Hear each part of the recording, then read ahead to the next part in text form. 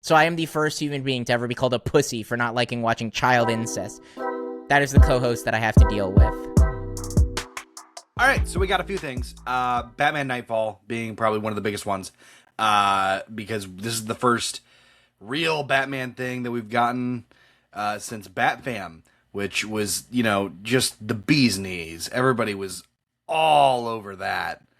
Everybody was so excited for that. You weren't you excited for Batfam? Has that come out? I don't know. And I'm really hoping it just gets swept under the rug as something that doesn't come out. The fact that we don't know tells me that likely it probably just released and no one cared. Yeah, no, but just to give some context on Batman Knightfall, because I know you only watched the trailer, it will be rated R. Good. Which I think is very much needed. It is not connected to anything in the DC universe. This is not connected. It will be a trilogy, and it will cover similar material that Christopher Nolan's trilogy covered. It's so wait. So it is covering the same general Bane storyline in a broken up into a trilogy that Christopher Nolan attempted to cover. Okay. That's interesting, because I know a lot of people had their problems with that third movie, and some people are saying that that's the weakest of the trilogy, which I don't think I disagree with them on. I didn't mind Bane. I thought Bane was actually really well done in Nolan's, but if they're trying to tackle more of that idea, I think that's a great idea. I think the animation looks pretty good. They unfortunately didn't really give us all too much until you said and let me in on the clue of what it kind of was tackling. I couldn't really, based off the trailer, even deduct okay, beyond the really cool animation and the grittiness and the rated R-ness of it. I mean that's pretty much it. There's nothing really. Yeah. I guess something that's too prevalent here to sink your teeth into, which I think is good because I think it's what they wanted. I think they just wanted to give you enough to send you home happy, but that's pretty much it. Well, because it's covering the comic book Knightfall, which is the comic book series that has the iconic moment where Bane breaks Batman's back. Yeah. Which is what Christopher Nolan attempted to... I say attempted. I think he did a pretty decent job. I do think it could have been made better. Yeah. I don't know much about that comic. I just knew that it was a moment from the comics that he tried to adapt. And, Yeah. I think that it'll be interesting to see it adapted. I don't know if it will necessarily be more faithfully. It's kind of hard to tell based off of the trailer, but it will be, I guess, grittier than Christopher Nolan's version of it. I will say I am excited. DC actually has a lot of animated properties. We don't typically talk about them. I know some have released while we've done the podcast. Most of them are non-canon spin-off things, which kind of just get made, and I don't want to say straight to DVD, but they're basically straight to streaming. I've never seen any of them really theatrical released. There's nothing here that's not that we wouldn't watch it. I've seen some of the animated classic Batman animated ones. I've seen Into the Red Hood, I think is what it's called. Dark Knight Returns, I've watched that. I've watched The Killing Joke. Yeah, The Killing Joke is one of the more famous of them because that's an extraordinarily famous Batman Joker comic book. Yeah, I've seen The Killing Joke. And then even some of the other ones, I saw the Flashpoint or Paradox, I don't know what it's actually called, but the Flashpoint movie that they did, I remember watching that. Yeah. Well, because a lot of the animated DC movies, what they seek to do is to be significantly more faithful and direct adaptations of the comics as opposed to your live actions, which are heavily influenced by. But up until, let's be honest, Supergirl, which we will be talking about on this episode, we don't really have that many, call them direct adaptations. And even this Supergirl movie wasn't a direct adaptation. It is just the closest to. Well, and again, I mean, we'll dive into it, but remember what Supergirl was originally titled was Supergirl. It was Woman of Tomorrow, right? Woman of Tomorrow. Yeah. That's the name of the comic. I have it sitting signed by Tom King right over there, actually. It is. Which led everybody speculating, hey, we're going to go readapting this comic, and then they redacted that very quickly after calling it that and just called it plainly Supergirl. Probably because they were thinking going into it that they weren't certain if they were going to adapt the whole thing, but they were going to take like story elements from it, which is Well, and probably the why biggest they did tell it. of that the biggest tell of that was Lobo's inclusion. Lobo's inclusion was not in the original Woman of Tomorrow comic. Now, Tom King has said it was in an original draft of the material, but we never read that original draft, so I don't know if this is that draft or if this is just a, well, we thought about putting him in originally, we didn't, and now we wanted to because Jason Momoa begged us type of situation. But we'll cover that when we get there. Trust me, we have plenty to say about Supergirl when we get to our actual review. But I think this Batman Knightfall trilogy, we will likely talk about it depending on when it comes out and what scheduling. What actually gets. It looks fine to me. Again, but that's the most I can say about something like all of this, is that it just looks fine. Again, well, and keeping on the DC animated things, we'll leave that one for last. We have 3 DC Studios animated projects. These, I believe, are canon to the DC universe. These are actual in the DCU, made by DC Studios. I could be wrong on some of them. I'm double-checking the article now. But it is 3 TV shows. 1, Krypto. I have some information here. It is when he's not hanging out with Superman or Supergirl, Krypto's tags along with a gang of misfit criminal wannabes who live down the block, and they soon discover he's a ball of destructive, lovable energy, worse than any of them. As he follows them into misadventures and poorly laid plans, Krypto's pure nature slowly ends up redeeming them, whether they want to or not. That is the synopsis given here by the Forbes article for the Krypto TV series. That sounds like the I Am Groot series of the DC universe. Well, I Am Groot was comedy shorts. I don't think this will be. I think it will be, admittedly, I think it'll be closer to like a Bat Fam. I like how we both timely took drinks of our respective drinks at that time. That was really funny. We shouldn't have done that, but my throat was getting dry. But I think with Krypto, it'll be interesting, I guess. Yeah. It really does sound like it'll be a fun kids jaunt through the DC universe with Krypto and your band of misfits that get redeemed. I'm not expecting anything special. I mean, Creature Commandos was a surprise, but we admit that it's not like the strongest thing in the world that DC has made. And I mean, it's fine. But again, most everything up and through now that Gunn's, I guess, universe has done is pretty good. So we'll see what happens, but like obviously Gunn years ago laid out the whole roadmap for this universe, and so it's the matter of we're gonna enact on all these, but now he's adding more on top of it. You know, it's just like, at what point are you really going to say, okay, maybe we start with this and just keep going before you continuously add more and more things? Again, not that I hate the ideas that he has, but he just keeps adding more and more, and this is technically supposed to be the Iron Man start of your universe prior to your, I guess, what would be your Avengers. Not saying we're going to get an Avengers level, Gunn universe anytime soon, but like, when you're looking at the track history of that, just like how much is too much, really. It's very clear that James Gunn and team are taking the directive of, we're not trying to recreate the MCU from the start. We're trying to start in the middle. They're going a lot more for, this is an established Superman. This is an established Supergirl. These are established Green Lantern. This is an established Wonder Woman. Yeah. They're going very much for we're going to skip phase 1 and admittedly phase 2 kind of the MCU phased rollout and just jump straight into phase 3. And we'll talk about it when we get to Supergirl. I don't love that approach. I'm going to be totally honest with you. I think I'll save some of my thoughts, but I will just say I think it is already starting to show its falters with that approach. And I think that, especially with these animated properties, because there's two more that have been released. You have Joker Laugh Riot. Let's see.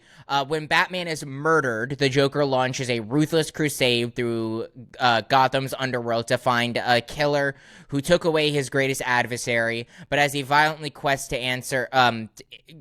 for answers, pushes him closer towards a vigilante than a villain. Joker is forced to confront the truth that without Batman he doesn't know who he is. Now, this obviously sounds like it will not be like canon. The Krypto one sounds like it could be canon. Obviously, I don't think Joker Laugh Riot will be canon to the DC universe. I highly doubt it. If it was, that's the most stupid choice you could have made. But continue. Correct. That's the synopsis. I think that one, admittedly, sounds pretty damn interesting. I actually have to say, I think exploring Joker, but not like the Joker live-action movie that we got or like a Killing Joke, but Joker having to explore solely him without Batman and what his worth is, I think if told right, could actually be a very compelling and interesting story. I mean, it could be. I don't know about compelling as much as interesting. I don't really... It's really hard with Joker. And again, comics, tell different stories, whatever. I haven't read a comic that has been very empathetical or emotionally driven in that sense with the Joker. So I think them even tackling that might be a little odd or random. But there's an interesting concept behind it, I guess, which could very well work.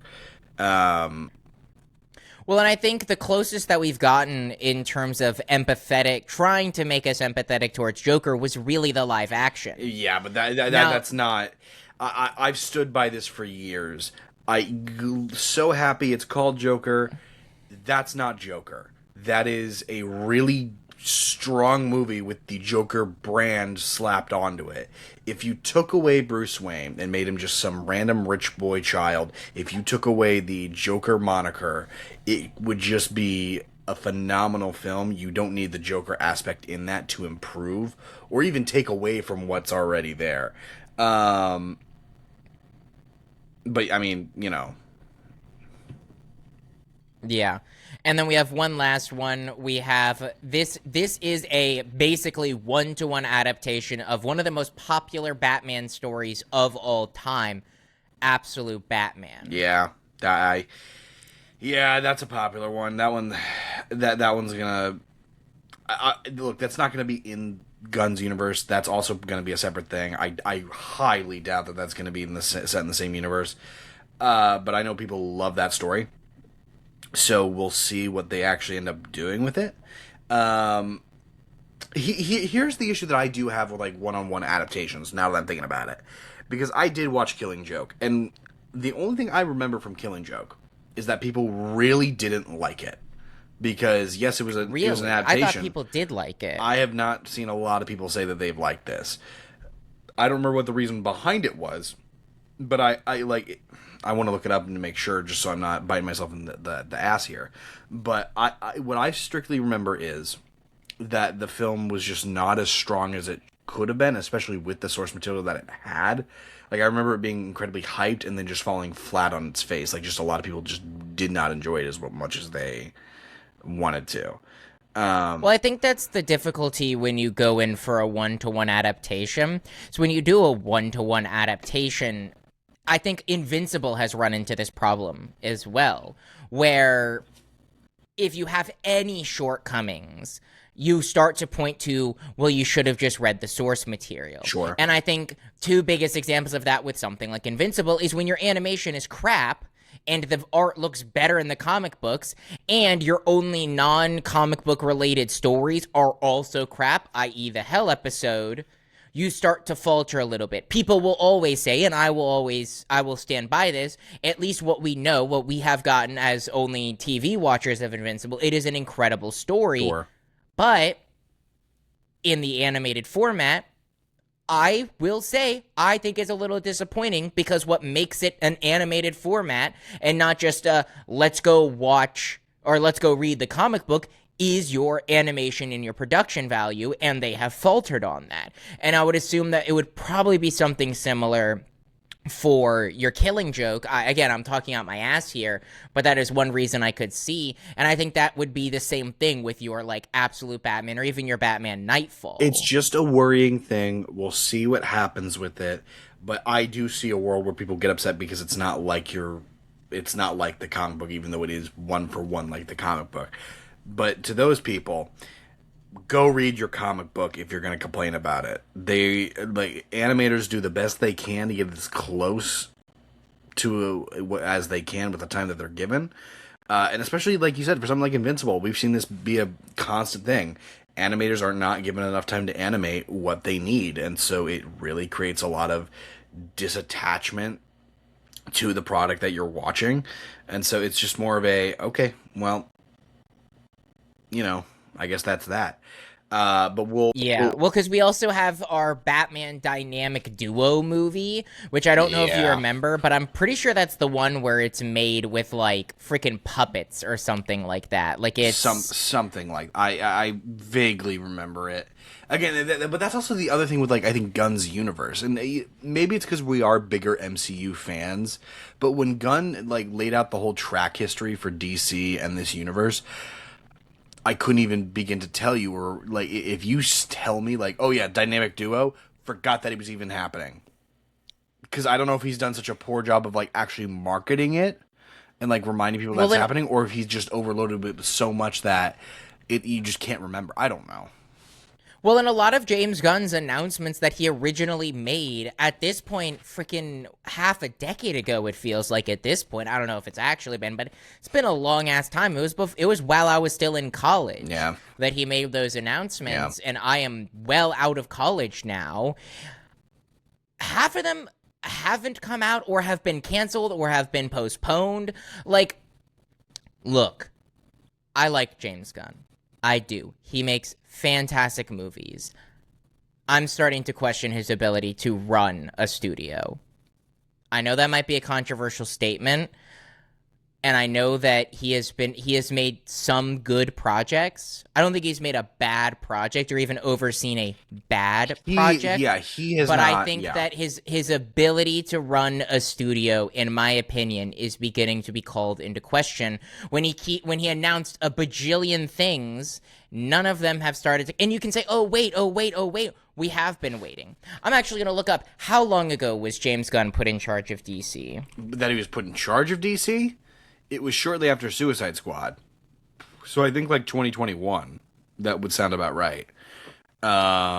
Whether or not he like actually started making changes was probably 2022. 22? Okay. So it's been about 3 to 4 years. Like I said, it was shortly after the Suicide Squad released. Correct. And I think here's the thing. You can be like, oh, movies take a long time to make. Absolutely. I'm not expecting a bunch of movies to come out. I'm just saying that he came out very bold, and I think he's starting to realize that he came out too bold. Yeah. And I think that is going to continue to bite him in the butt. And again, I think a lot of that goes back to I do not like the fact that they started with a pre-established or as pre-established of a universe as they did. So it's not that. In my mind, it's not that. I'm okay with that, and I'm still on board with that. It's the idea that you need to have more focus instead of saying, I want to do this, I want to do this. You need to actually lock down what you're going to do, stick to that, and then go for it. Because the biggest problem with being and this is the pre-established universe part, the biggest problem with that is that everybody has already been established in this universe, even if we haven't seen them yet. It's going to make it exceedingly more difficult later on going into, like, a Lanterns when Hal Jordan's already been introduced. We're just supposed to accept that he's an older version of Hal Jordan, this, that, whatever, but Hal Jordan's a beloved character. I like Jon Stewart, but people do like Hal Jordan, a lot. It's going to be really hard to just jump into this universe and accept that Hal Jordan's older. We're never going to really see a younger version of that character. Well, I think my biggest problem... God, we just need to get into the Supergirl review at this point, honestly, because what I'm about to say is going to kind of give away some of my thoughts. So I'm going to actually hold that thought, because a lot of this DC conversation relates to Supergirl, which will be, unfortunately, not even our first thing that we review. I mean, second thing that we can totally review, switch it if you really want to. That's fine with me. I would say let's start with Game of Thrones. Let's start with House of the Dragon and kick it in. But I'm gonna be honest. I'm gonna start getting into thoughts and that we should save. Why don't we just stop halting and let's just take a minute and let's get us into this really quickly. Ladies and gentlemen, boys and girls, welcome back to another episode of the Nerdy Nimrods podcast, the only podcast in the world where your two favorite Nimrods talk all things nerdy. I am your host this evening, Carson, aka Juggernaut, here with my forever co-host, Brandon, aka Parrotfish. And today, like my co-host already said, House of the Dragon Season 3 premiere, maybe a little bit about Seasons 1 and 2, and James Gunn's newest addition to his universe, Supergirl. We'll start with House of the Dragon, and we'll work our way through to Supergirl for both projects. My God, both projects. Spoilers. If you are a fan of either sets of universes, there's going to be a lot to digest, a lot to talk about. But if you have not seen these things, I recommend logging off now, watching them coming back. Or if you don't care, welcome. We like to see you here. Although, really, what are you doing?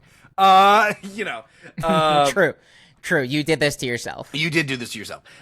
Brandon, how we feeling, buddy? You've seen a lot of Game of Thrones this week. Yeah, I binged 2 seasons, 18 hours worth of House of the Dragon, nearly 18 hours of House of the Dragon in about a day and a half, almost, because I watched about 3 episodes, waited, because I didn't want to continue, and we'll get into that. And then starting yesterday, I sat down and binged 7 episodes, I think, of season 1 and 3 episodes of season 2 yesterday, and then 7 episodes, it would have been, because it was 8, so 6 episodes of season 2 and 1 episode of season 3 today. Yeah, I feel no empathy for you, considering you've had, off camera. First off, I didn't, when you said that, I didn't even know that's how bad it was, because you never officially told me. You never wanted to worry me about it. That's bad. Because Carson, I've had House of the Dragon running. I woke up at 8 o'clock this morning. I have had House of the Dragon running non-stop, other than when you've called me for maybe 20 minutes. And even sometimes when you called me, I was watching it. Since 9 o'clock this morning, up until probably about 20 minutes ago. No man should have to sit through that much House of the Dragon in one day. What are you doing? You had so much time. I laid out a roadmap so clear. You had 1 episode a day is all you had to do. I did. And that's why I did only have to do that. I don't excuse you. That was 100% on you. But look, man. I'm not blaming you. No man. Well, I am. I am blaming no you man for having to watch through. the show in the first place. No man should have to sit through. Okay, well, okay, why don't we just start with this, Brandon? Forget how you are. Forget all of this. Brandon, go ahead and give me your thoughts on House of the Dragon. No. Because I have one more thing to say before we get into our thoughts. Hey, Carson. Yeah. Do you know what episode it is? Is it 69, baby? That's awesome. That's a huge milestone. We can honestly just... We've made it to 69. We can just stop, right? We can just retire. That's what I was going to say. Do we even need to review Supergirl? What a banger episode to end on. Episode 69, Supergirl and House of the Dragon. Very fitting for the House of the Dragon part, with it being 69. Hey, if you had to force me to listen to your 6-7 jokes, I was going to bring up 69. Hey, man. Don't threaten me with a good time. And by the way, I have still yet to mention 6-7 in any other piece of media that we've done so far on this podcast. Correct. Correct. You saved it for the 67th episode, and I thank you. Yeah. And it was terrible. I had to suffer for about 20 minutes because we cut together, or at least I cut together for that intro for the 6-7 joke. And I had to sit there and edit it, first of all. So I had to listen to you say 6-7 for at least 30 minutes while I edited it. And I also had to sit through you for, I think in the ending recording, it ended up only being like fucking 5 minutes or something like that. In real life, I think it was at least 15 to 20 minutes of back and forth of me yelling at you on and off camera about 6-7 that just didn't make the cut for the intro. I think that it was necessary and we needed it. And just like we need 69 here, we definitely needed the 6-7 joke, just present there. I disagree. I don't think it was needed. I think need is a stretch. I'm doing well. I had a long day. No, you're not. No. I had a long day at work today. I actively wanted to jump off a bridge, so it's great. I'm fine. Everything's fine. But honestly, like genuinely excited to talk about the projects that we have. Because one of them I am convincing you to watch for a while too. So. Well, and I would like to remind everyone, because we are getting close. We're going to get into our House of the Dragon review now. We're done with pleasantries. I have not seen Game of Thrones. Yeah. I have not, and I still have not. It's technically a lie. I have seen everything but the last 2 episodes of the first season of Game of Thrones, and then I know what happens throughout most of Game of Thrones. Yeah. I have seen, obviously we reviewed it on the podcast, Night of the Seven Kingdoms. It's actually still I'd say probably second or third favorite show of the year. That was an incredible show. Unfortunately, can't say the same about House of the Dragon, but that was an incredible show that I very much enjoyed watching, and I'm very excited for the continued stories that brings. I believe that's going to go on for fucking 50 seasons or whatever until all the actors are dead and we're dead. Till they're 90. Till they're 90.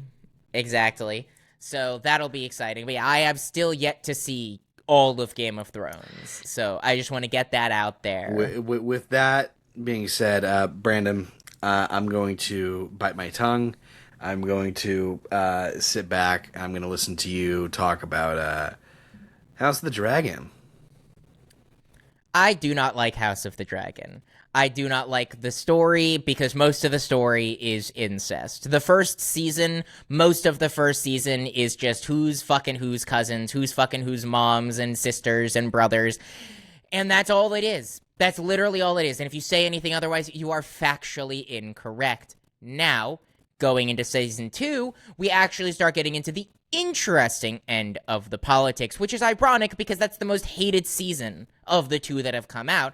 I enjoyed that season significantly more. Was it very slow at times? Absolutely. But at least things felt like they were moving forward in a political way that felt consequential. You had deaths, you had major moments in battle that were occurring as we geared up for what we just got in the first episode of season 3 of House of the Dragon, which was a very infuriating episode to watch, but also a very good episode of television. I think that we're finally hitting the stride with House of the Dragon where we're starting to see the actual ramifications of the actions that have unfolded.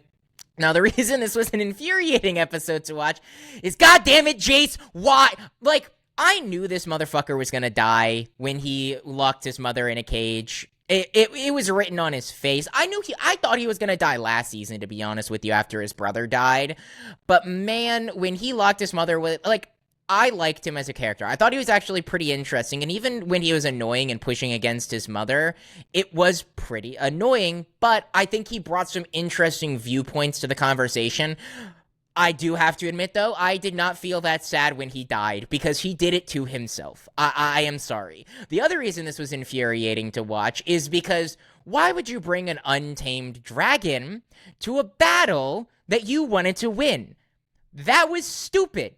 That was very, very stupid, and the reason Jace is dead, and the reason I think, I'm presuming the Sea Serpent is dead, unfortunately, another character that I actually really liked and thought added a interesting dynamic to things, but I understand that this is all the necessity of the consequences of the actions, and I think that now that we're starting to pay off even more and more consequentially, I mean, we had 2 major deaths in 1 episode, presumably, and others coming up. I mean, hell, the king has been captured and is being brought to the queen to likely be beheaded. I don't know exactly what will happen, but he has been captured.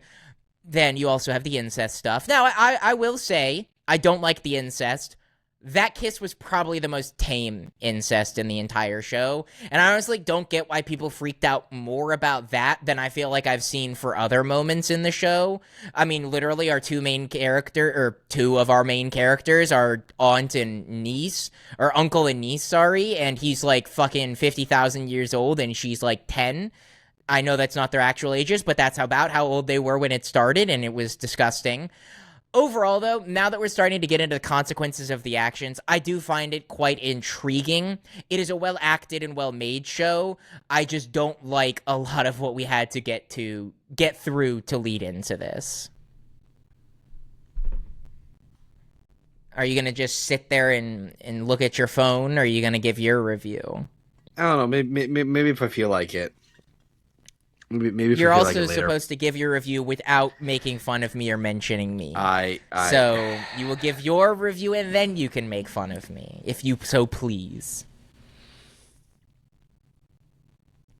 Yeah, I've loved seasons 1 and 2 of House of the Dragon. Season 2 having a few minor flaws that really did drag that season down. But season 1 in my mind was just an absolutely incredible roller coaster. The character building, the world building, bringing you back into the world of Westeros, but doing so in a newer way with a newer type of political intrigue. A family literally divided against itself, which is really unique to see. The relationships that are formed along the way of father-daughter, brother versus brother, best friend versus best friend, all of it. It's all really well done. And I think that season 1 specifically does such a good job of really kind of bringing you to a head and setting up where the story is going to go. And similar to Game of Thrones season 1, it doesn't give away too much of your plot, but it does solely focus on the political intrigue and the setup of what we're actually going to see in this show, and it doesn't give away too much, literally leaving you on the last, like the biggest thing of the show is the last thing, which is Rhaenyra's son dying. Now we cut to season 2, and it continues to go and set up more, but you actually start to see some of the ramifications, the start of this war a little bit, as we continue to build out and flesh out more characters for the upcoming war to come. Season 3, episode 1 is the literal beginning of this, more so than we've seen prior. Like, season 2 started off with a bit of a revenge quest, son for a son, which, Damon, thanks for that, stupid. Season 3 really is, like, the first, like, I would say, real battle of this war. I guess Rook's Rest would technically be the first one, but I wouldn't have necessarily said, like, oh, yes, this war is definitely started by the time Rook's Rest was around. Battle of the Gullet is definitely where I would pinpoint, like, okay, this is where this is where it's going to set up for the rest of the show. We're going to see where it goes from here. And this episode, I just think, is a great return to form. It brings you right back into this world exactly where you left off, which is, we knew what was going to happen. Alicent comes to Dragonstone, says to Rhaenyra, hey, yeah, come take the throne. Everything's fine. Yeah, everything's totally fine. But Alicent doesn't know that there's, like, so many things going on in the background. And at that point, it's just like, well, okay, that's great. But the action here is really good. The cinematography, the scope and scale of this battle is really good. I think the battle itself feels shorter than it actually should, and I think that's purely because they do cut away from the action to catch back up with, like, Rhaenyra, and right before she leaves, and Jace basically locks her in the room and whatnot. I think this is written very well. I think the performance is really good. Again, there's not really a misstep here. And this is, like, I think the first episode in a while. This is also the highest rated episode as of right now across the board, which doesn't surprise me because it really does step forward and take that big leap of, okay, this is where we're going. This is what we're doing. This is the tone we're going to have for the rest of the season. It just is a really smart start to the season, I think, especially compared to season 2 with where it kind of left off, because the biggest complaint was that, like, season 2 felt like it was kind of just stretching it out for way too long. Daemon being stuck in Harrenhal for the entire season, talking about a war that still has not come, and now we're finally here and we're seeing the war that's finally here. I don't know. I've loved this show for a while. I loved the start of the show with season 3, episode 1. I'm excited to see where the show continues to go, because they started off strong. I'll tell you what, they real kick between the legs, if you know what I mean. Yeah, it was a very consequential start to the. I was like, you kind of like semi warned me a little bit that it would be I tried somewhat of, but like.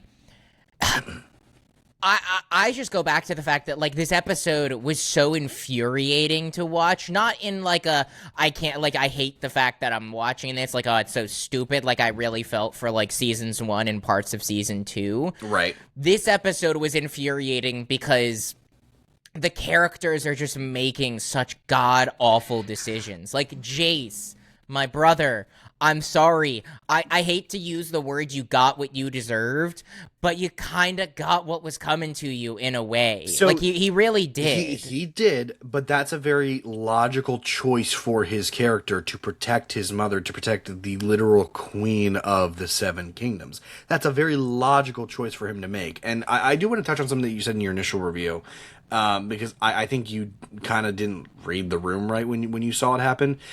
She didn't take Sheepstealer to battle. She wasn't flying towards the battle. She was flying home. Sheepstealer saw the battle, flew towards it, and started wreaking havoc. It wasn't her choice to be there. I thought she turned Sheepstealer towards the battle. She didn't turn him. thought that she was going home, and then like I knew she was going home, and then I thought she saw the battle and turned Sheepstealer, and then he started wreaking havoc. No, that's how I read the situation. That's not how I read it at all. I read it as Sheepstealer's an untamed dragon. She's now going towards the battle. Because even my friend sat there, and we both knew where this story was going. We both have read the book. So it's like we know what points are going to be hit. But we knew that was coming, and even still, we were sitting there like, yeah, okay. So it's not her fault. She's quite literally just on an untamed dragon who's gonna go wreak havoc on everything that's in this battle, because there's a lot of loud. It's like if you startle a dog in public, it just starts barking at you. Like, he's not gonna harm you. But he's a wild card. You don't know what's gonna happen. Yeah. Well, and it is solely, not solely, but majorly responsible for Jace's death. Now, again, that can be argued. Jace was also doomed, kind of on his own, but at the same time, Sheepstealer was semi-responsible for him getting caught and him not being able to escape to a degree, because it prevented him from being rescued. That was a big thing, was he was not able to be rescued because Sheepstealer was there and watching and attacking. Well, and that's just like the interesting thing about this show that people I don't think give it enough credit for.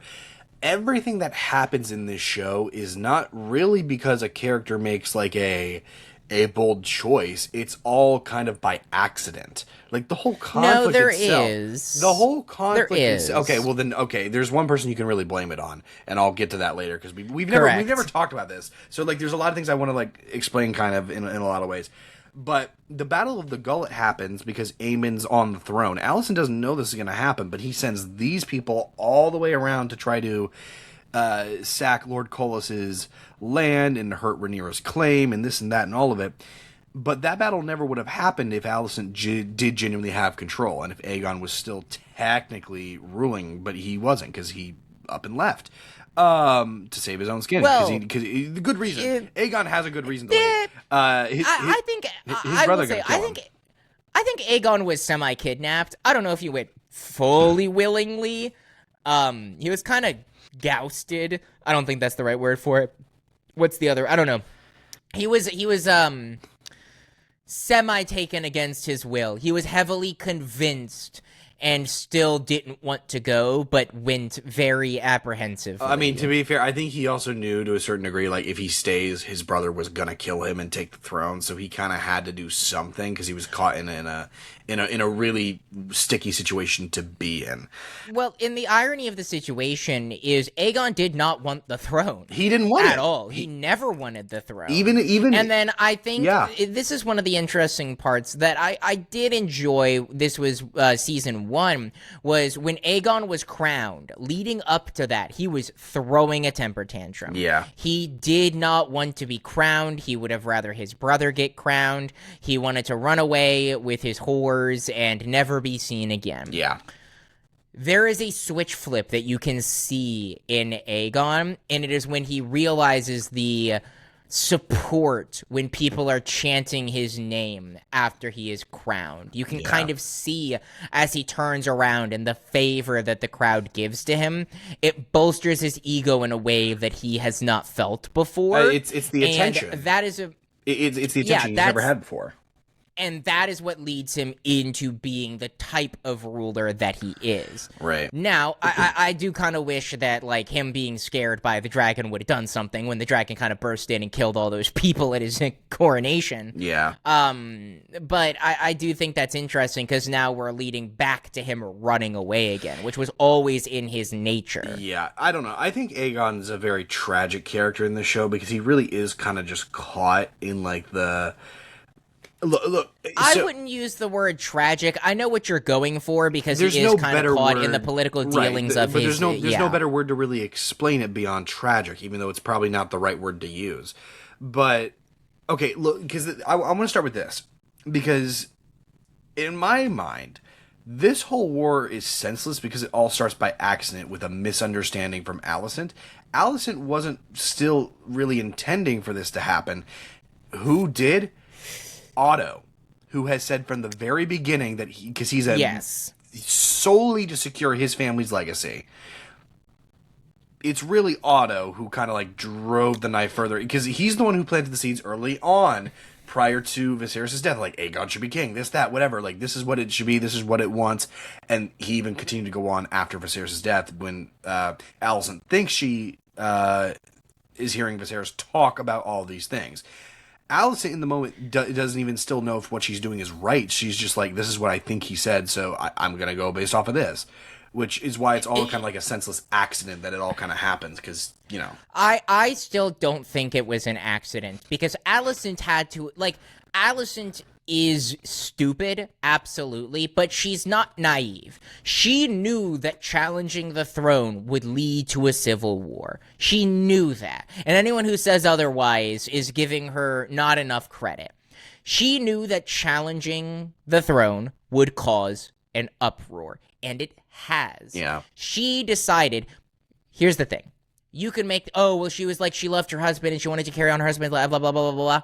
She chose to take an uncertain final message and deliver it to get her son crowned as king. Again, mainly because of Otto.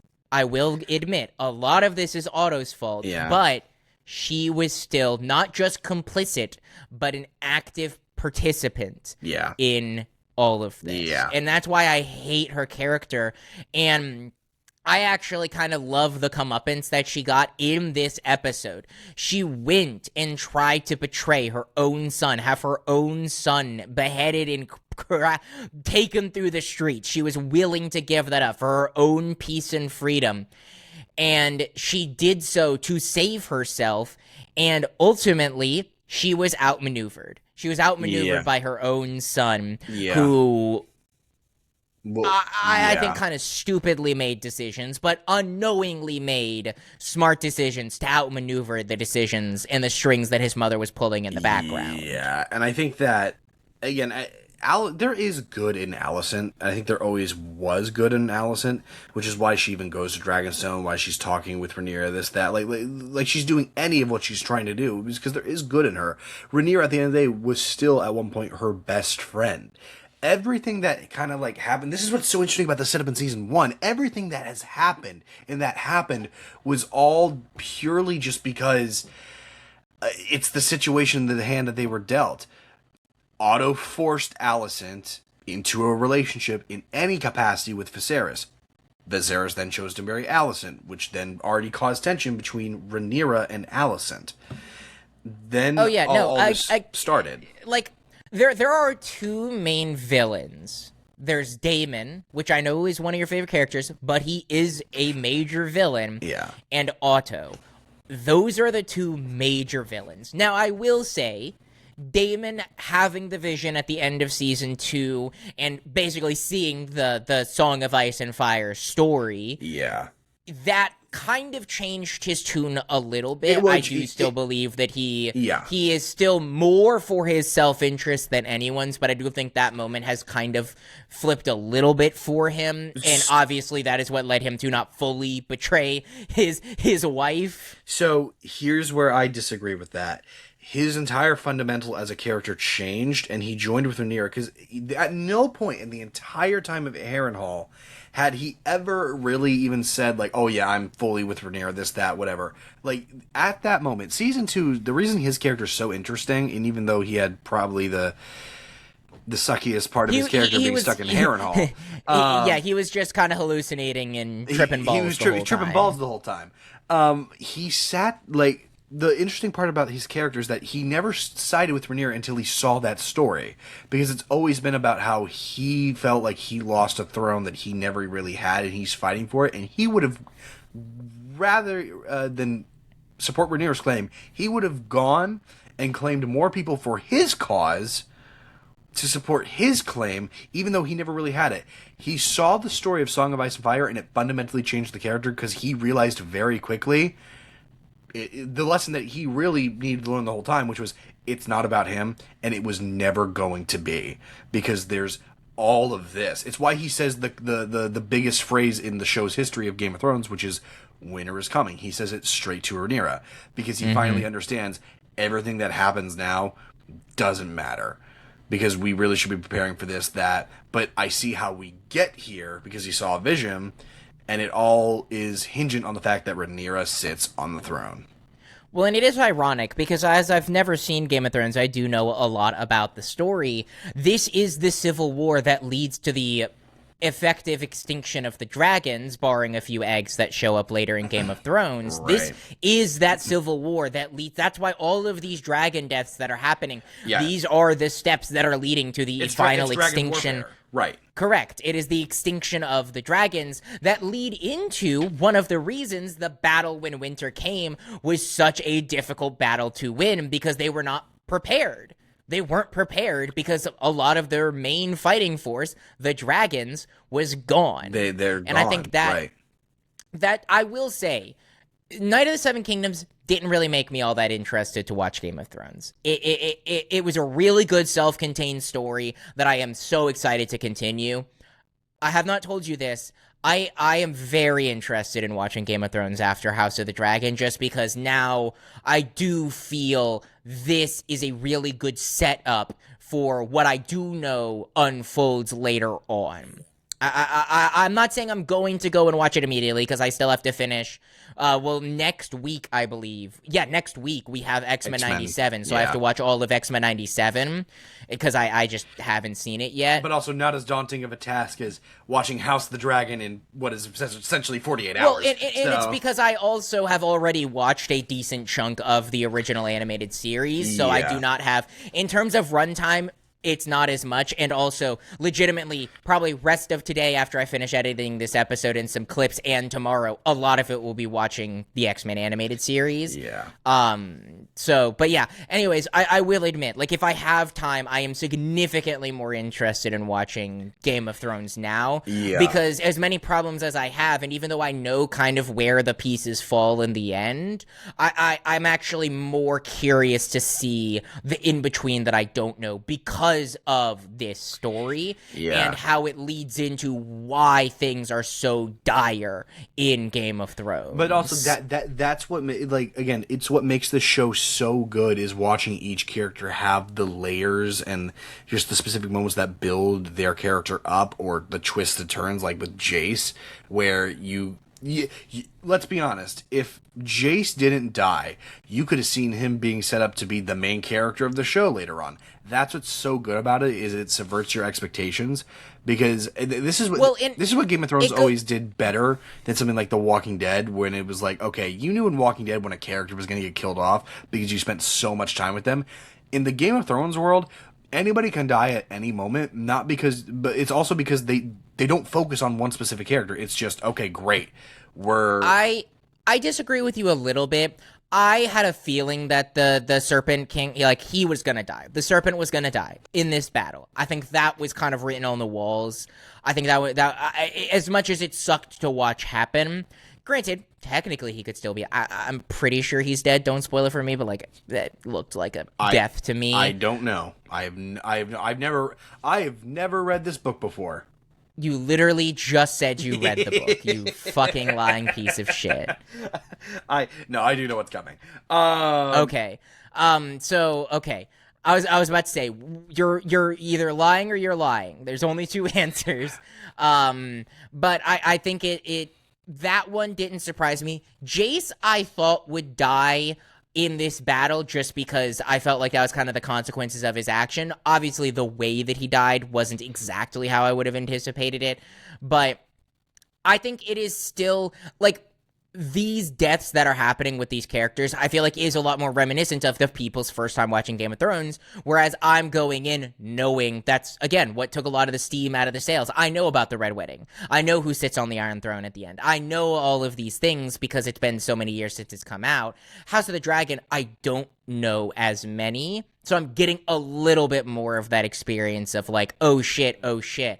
I will spoil. I do know where the story ends. I do know how this tale ends. Sure. I won't say it just because that's a spoiler that we shouldn't talk about because that's not been covered. Right. But I do know where the story ends, and so kind of getting there, I think will be interesting, and there will still be things to surprise. So you know who sits on the end of at the end of Game of Thrones? Yes. You know who sits on the throne, right? I saw a thing come across my Instagram the other day, and I started laughing because it's hitting all like the major moments of House of the Dragon, Game of Thrones, and it's like all like the really big moments building to some really cool things, and they just shows a picture of Bran, and the caption is, all of this happened so Bran could sit on the fucking Iron Throne. And everybody, like, the comment section went insane because you're like, God, it's so true. Bran's the one on the throne. Why does it even matter? It's so stupid. What are we doing? I started dying. I actually find it quite interesting because I think that actually hardens the point of how pointless a lot of this is. Oh my God. And like a lot of House of the Dragon, as we've already discussed, is pointless. It is a pointless war. Yeah. None of this needs to happen. Because, let's be honest, none of the people in power that are actually, like, the figureheads want to be in power. Except Rhaenyra. Rhaenyra's the only one. Rhaenyra has faltered in wanting the power many times. And she is fighting for her birthright because she'd rather it than Aegon. But let's be honest, she doesn't want the throne. She is fighting for her birthright because it is her responsibility and it is her duty. But that is actually one of the really interesting parts about House of the Dragon is the difference between want and duty. She does not want the throne. She is indutied. That's not how you say that. It's not how you say that at all. Pick a different word, brother, please. It is... She does not want the throne. It is her responsibility to take the throne. She has not all but, she has said that. And that is what she has told her sons and her dead sons and her like, everyone involved on both sides of the aisle. I mean, hell, back to Aegon. Aegon did not want the throne. It was his responsibility to take the throne. None of the two people that are fighting this war both do not want to be in that seat. Yeah. They could technically let other people just have the seats, but no, because what they believe is their duty, they are fighting this war that will ultimately lead to the extinction of dragons and the death of thousands. Well, let's pivot there for a little bit. Let's talk specifically about the episode itself, because I thought the episode itself actually had some incredible moments. Like, again, I already said, it's a really good episode to just kind of like bring everybody back into the world again, because it picks up immediately following season 2. Like, there's no missing a beat here. It's like pretty much immediately after. Which I appreciate, because one of my biggest problems with the first season of House of the Dragon was literally like every single episode, between each episode, there would be years of time unaccounted for. And then all of a sudden, between episodes 4 and 5, Millie Alcock's just gone. Yeah. And it's like, she just gets recast. And obviously I understand why, but it is very much it's very hard to connect with the characters, in my opinion, in season 1, because when you do get to see the characters, they're just fucking each other. They're just having incest or political incest, and it's just kind of annoying. And then in between each episode, you'd have such a big time skip that it feels difficult to connect when all of their development, for the most part, has happened in those 3 years, and they feel like kind of a different person. Now that we're getting, especially in season 2, and now it seems like season 3, every episode is picking up immediately afterwards. You're finally able to feel and develop with these characters and actually understand what their mindset is episode to episode and action to action, if that makes sense. I get what you're saying, and maybe I'm just different because I have rewatched that first season a good number of times now, and I know a lot of other people have too. I just know that I love the way that the time skips actually work. I get how an outsider or somebody who has a hard time with time jumping can have a problem with it. I didn't, because they were telling the exact type of stories, bits, and moments that like they needed to tell within that gap. Because again, I think something that people are also forgetting is it's a slow burn. Game of Thrones was always a slow burn. House of the Dragon is really a slow burn. It's not, we're going to go immediately in this first episode, we're going to set up the entirety of the show. If we did that, I guarantee you a good portion of this show would fall flat, because now that we have an entirety of season 1, which is all set up leading towards this conflict, it really adds to the stakes and the characters in the world, and you can understand each character's motivation in depth fully. You would not nearly care, I know you don't care, but I would not nearly care as much about Daemon's story and his arc, the whole bit with his brother, and the feeling of really looking for some sort of purpose. You wouldn't care about that if you didn't get all of the information that you got with his character in that first seasons, from the betrayals and the outbursts and this and that.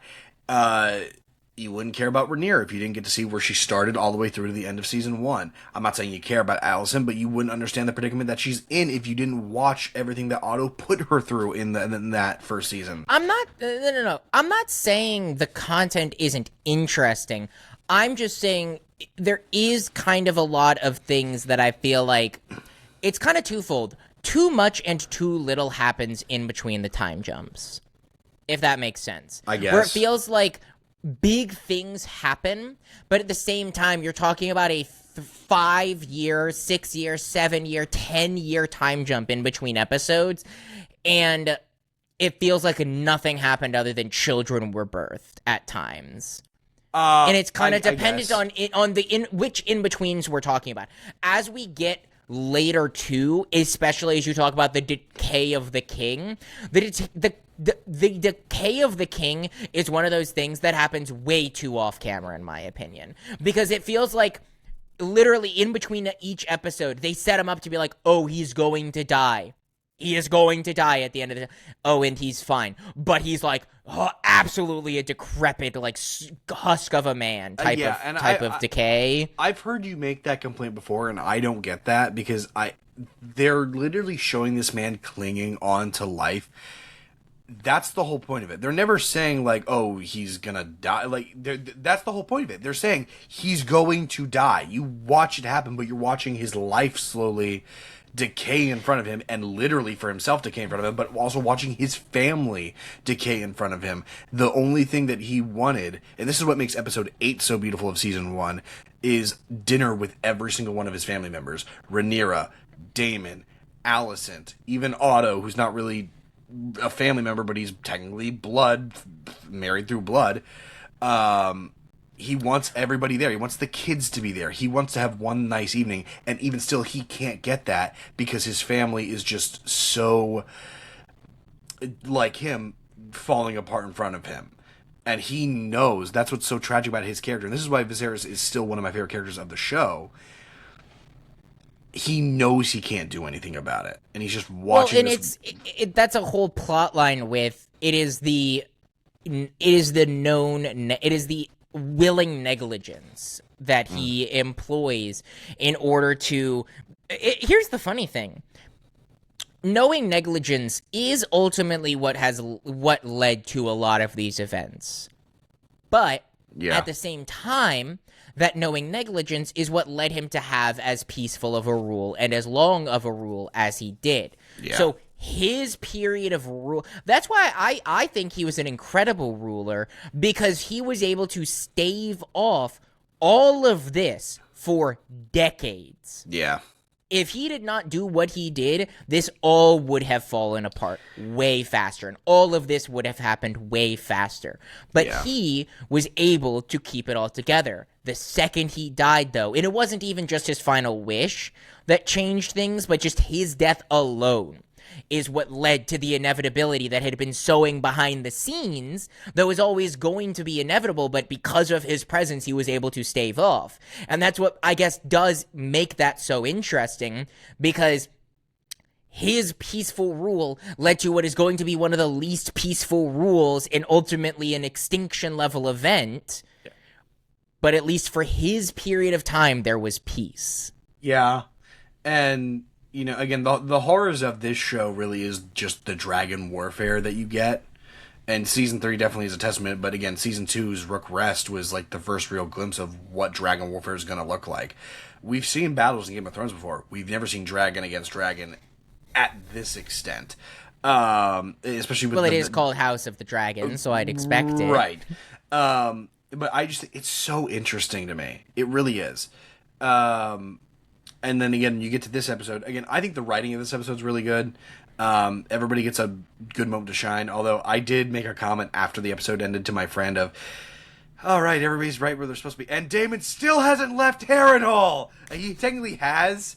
He has, because he was in that one battle. Yeah, but I'd like to think that that's actually on Harrenhal grounds, because I think it would be really funny if he still hasn't left Harrenhal. Well, he's on his way out of Harrenhal, so he's not that far away, presumably. He's marching with the army and came against pushback. It's just funny, because I sat there going, my God, why is he still not there yet? Can we please get Damon back to the plot, please? Well, and I will say, two of my favorite deaths happen in this episode, and it was both the Lannisters, where you have one of the both Lannister twins died this episode. One of them had his head removed from the rest of his body, and the other died in such a fucking hilarious way, where it's just like, how much do you weigh in this armor? Yeet! And he's dead. And we will never see him again. And I will give credit where credit is due. Even if the deaths are predictable, I do appreciate the suddenness.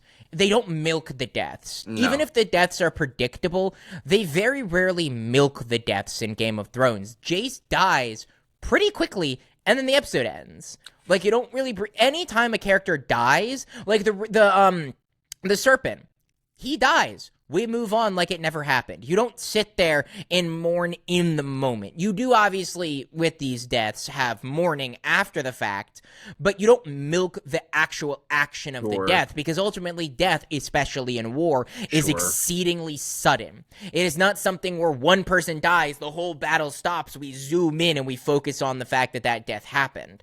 It is, Jace dies, he sinks to the bottom, battle continues. Serpent King dies, we move on, battle continues. Like, that is one thing I will appreciate. And I think the Lannister's death really, especially the one that was on the boat, really kind of... He was a pretty pivotal character to the story, and now he's dead like it was nothing because he was too heavy for the ship to go through. Yeah. Because that is what this war is. Look, man. And in his own comeuppance, he's the one who made the deal. Now... How many wives did he get to fuck before happening this? Maybe he died a happy man. Who knows? But I would say maybe he died going out with a little, little snoo, little leap in his step, a pip in his step, I think is what it's actually called. But anyway, I will say the one thing, because it is such a battle-heavy episode, there's not all that much to, like, fully digest beyond, like, Jace's death and Sheep Stealer and, like, really the last few minutes of the episode, because it is all, again, just a lot of setup, reintroducing you to the world. Aemon kissing his mom was a bit whack. So, here's the thing. I hated it. I did. I knew about it in advance, so I was prepared for it. I think this is probably the most tame incestuous moment in the show, because we're talking about aunts and cousins and nephews and nieces and brother and sister. I mean, Aegon is married to his literal sister. Like, these are disgusting things. That was not it was not fun to watch, but in comparison, I think it is more tame than I feel like the internet has been talking about compared to the other moments. I don't think it's the tameness of it. I think it's the wild factor of, my God, why? Why would Aemon do that? Why is Alicent allowing that? That is actually a great question. Why did he do that? Like, did he have a reason? I think it's just all roped into his character. I think it's cemented very early on, and he has a lot in season 2, that he's a messed up character who is also starved for attention, just like Aegon was. Again, the interesting thing with Aemon's character is that whereas Aegon was never meant to be king, and he was kind of forced in that position, Aemon knew he was also never going to be in that position, even if something were to happen, because he's the second born. He was never meant to rule the throne, and he would never get there. But I think he was also always starved for attention, which is also why when he gets his eye cut out, you know, in season 1, his father just basically tells Alicent, hey, overlook it. Yeah. And so I think his mom's the only one who ever really gives him attention of any kind. And unfortunately, the only way that they've been taught to show affection in this world is incest. Correct. And I think that's why it's just, it's extraordinarily fucked up, but, like, I don't know. I was full on expecting them to, like, consensually make out or something like that and, like, fuck with the way that people were talking about it. And in reality, it was like he forced her, which obviously him forcing himself upon her doesn't make it better, makes it worse. But, it was nowhere near as bad as I was expecting, admittedly, but it was not great. It's all messed up, but it's good writing. I don't think you really can't dispute that. It's clever. It's all messed up, but it's George R. R. Martin clever. has his fetishes that people like to call good writing, but I'll let you believe what you want to believe. Speaking of people that we hate, and he didn't really have a lot to do this episode, so there's not really much to talk about him, but I just want to have like a mini rant about how Sir Christian Cole is my least favorite character in the show, and I want him to die as soon as possible. I hate him. He is detestable human being to an unbelievable degree. Yes, one of your knights raped a woman? Well, we're gonna die soon anyway, so why does it matter? I was really hoping that Alicent's brother, who unfortunately is a very good guy caught in a very bad situation, was just going to take his head. Because that's what I would have done in that situation. I'm just so sick and tired of that guy. He was my favorite character in the early episodes. He was actually one of the only characters I could really grip onto, and that's why I think his descent into madness is admittedly one of the more interesting parts of the story, but also the most annoying and frustrating and rage-inducing, because God, he is just such a detestable human being who takes advantage of everything and doesn't care about anyone or anything. He doesn't even care about himself anymore. Well, he just wants a good fuck and to die in battle. But that, to be fair, that's because he understands the dragon warfare aspect of it, because he saw it at Rook's Rest, and now he's just like, oh crap, this is going to be really bad. And he's just like, I've accepted death. I'm going to try to live life to the fullest while I can. So why he doesn't do his job anymore. Like, hey, we're the Kingsguard. We're meant to be, a lot more sacred. We can't be doing these things. And he's like, I don't care. Like, we're all dead. Just let it happen. Well, and it's the whole thing of like, well, we're sworn to celibacy. And he literally laughs it off because, one, we know his escapades, but also he's like, we're gonna die anyway, why does it matter? Why not let them die happy men? And it's like, that's not the point. That's not the point. It's the principle. And once you lose principle, and I think that's one of the reasons why, again, I know how this war ends, but I think that I'm starting to see how the war goes the way that it does, because once you lose honor and dignity and purpose, you lose yourself, and you kind of you fall apart, and everyone right now is falling apart. The only other thing, and this is kind of a minimal thing, it happened sort of off to the side, but it did happen, was the other Dragon Riders. We have the other Dragon Riders who were waiting off on the island for Aegon, or not Aegon. Were they waiting on? It wasn't Aegon. It was his brother. They were waiting for Aemond. Aemon. They were waiting on Aemon to come, and he never did. And you have that one drunk dipshit who throws a tantrum and decides that he's going to leave, which admittedly is probably a smart decision because he's not. Well, I guess maybe he's coming now. I don't know. Little unclear. I don't know if he's going the exact route that he originally was, but he is leaving now because of his mother. So, which, granted, was her convincing to save her own skin to make sure that the raid could still happen, which, mind you, I don't know if that raid can still happen. They're a dragon down, and Rhaenyra is not going to be so keen to go charge. Maybe she will be more keen to charge now that her son is dead. I don't know. There is so much to unpack with those characters that you'll see later on. There's just not much this episode. Again, it is just more reintroducing the fact of, oh yes, they are the Dragon Riders chosen last season. Because they're the interesting part of season 2, because other than, I think, Adam, none of the other characters were even in season 1. And I don't even think Adam was in season 1, now that I'm thinking about it. I don't think any of them, maybe a cameo, but I don't think... Alan might have been, but that's his brother. Yeah. Well, that was because no, he wasn't. He wasn't in season 1. He was in season 2, but he wasn't in season 1. Okay. But that's the thing that I think makes this interesting is I questioned in season 2 why we kept cutting away to these random characters. And a lot of it really just felt like kind of sowing the seeds of that inevitable riot that happened. That is what I thought that was building to with those characters that we kept cutting to, is they were showing the seeds of unrest and unhappiness. And it felt like just kind of like, these are the characters that we're choosing. The drunk who wants to be a hero, the guy who's just looking after his sick daughter, and the guy who's the bastard son of the serpent. And that's kind of what those cutaways were, kind of showing the life, two of those being the life of the actual Red Keep and the kingdom, and one of those being a little bit more of an internal look at some of our characters. But I think I was definitely not expecting it to go that direction at any point in time until they sent out that message, and it kind of was like, oh, well, they're now going to be play like actual bigger Dragon Rider roles, which I think it's a good plan that led to a lot of unfortunate deaths. Correct. I think that she could have gone about it a little more intelligently, though. Like, why leave all of them? Why not just be like one by one? And I guess the only argument that you could make to be why you don't want to do a one by one is you will obviously have people chicken out. But at the same time, if they're going to chicken out, they're not meant for it anyway. So that would be my counter, where it's like, let them go one by one. And if they continue to go one by one, eventually there will be no one left, or someone will be chosen and you will spare lives.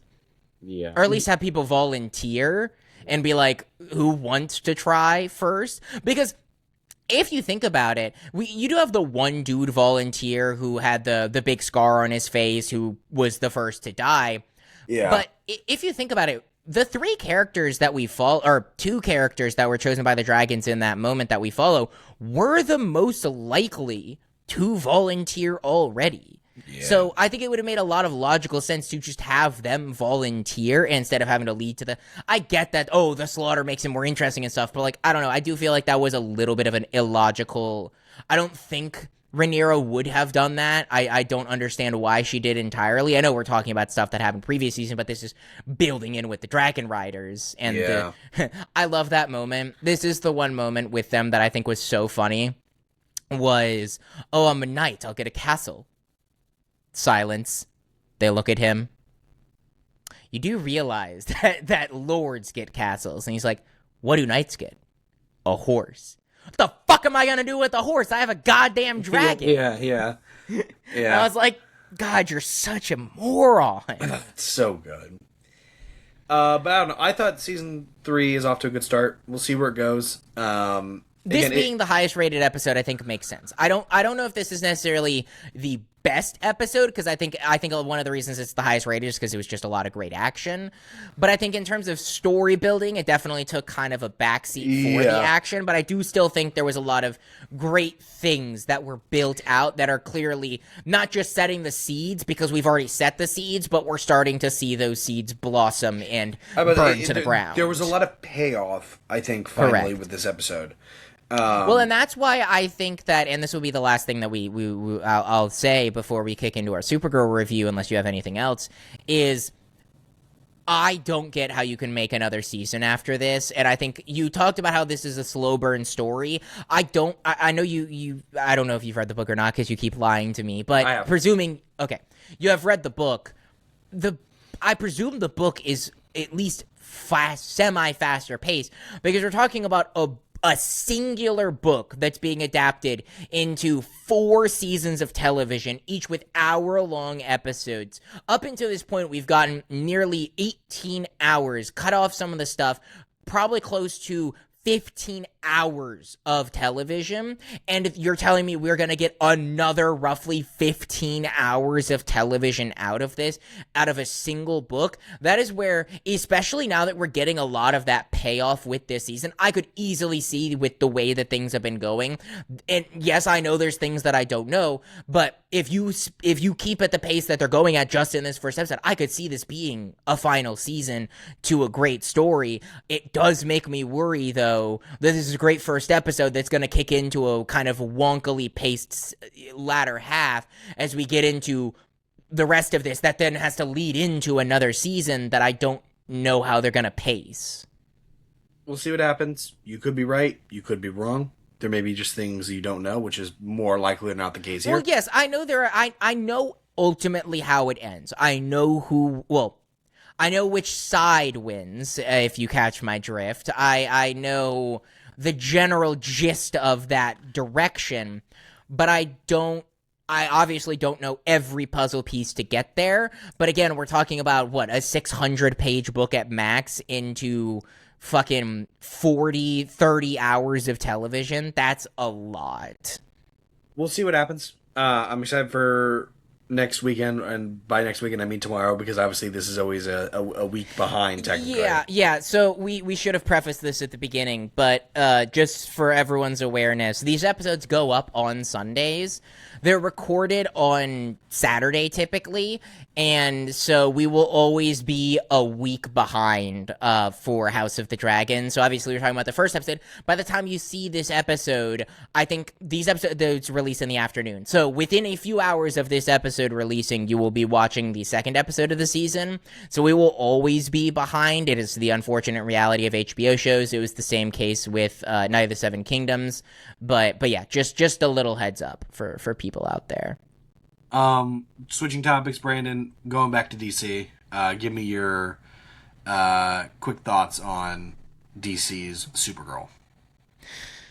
Man, this is before I get into my thoughts, this is a highly anticipated project for both of us from the year. We're talking about the second DC movie in James Gunn's DC universe, the third property canon to James Gunn's DC universe, and we only have one left. We have one other left this year, Clayface, which will come out comes out right when I get back from Japan. We've already been talking about prepping for that for weeks at this point, because that's going to be a hell of a month for us on October because of how much of stuff is releasing. But this is the second property in James Gunn's DC universe, and here's what I have to say about it.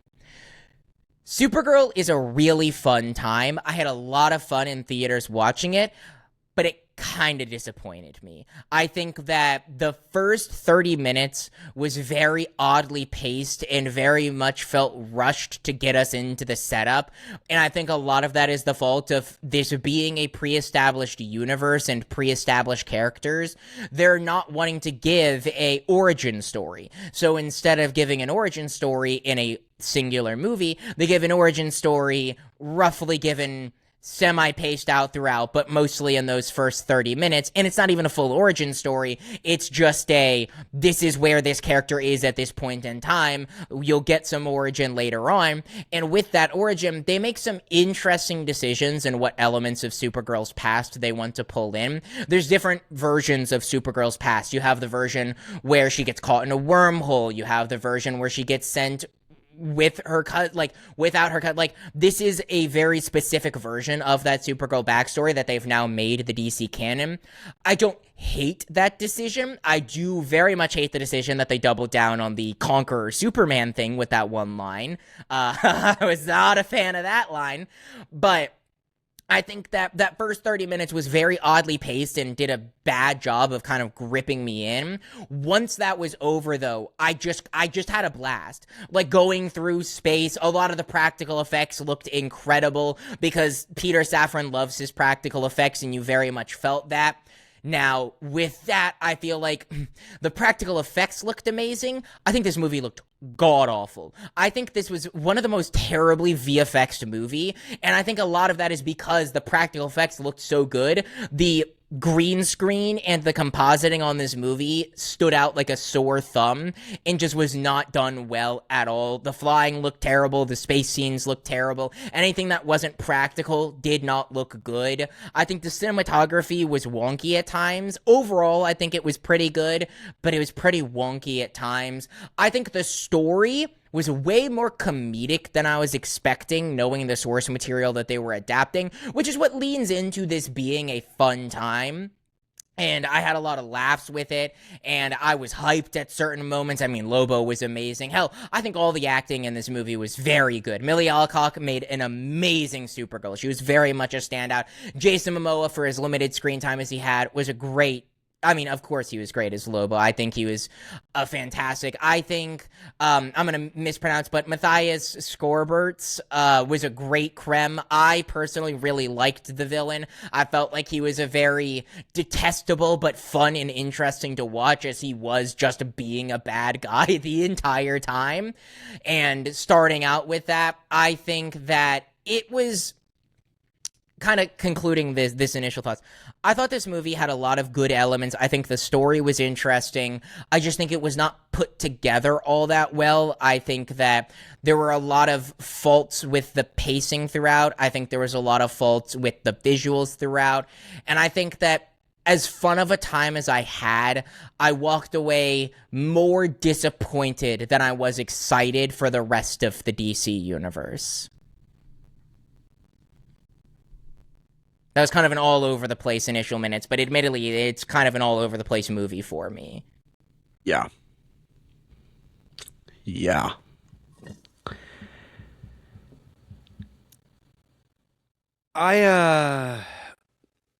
We saw The Bride earlier this year, and we used a very important word to describe The Bride, which was, it was the biggest letdown of the year. It was the biggest disappointment because there was so much potential, and it just was wasted.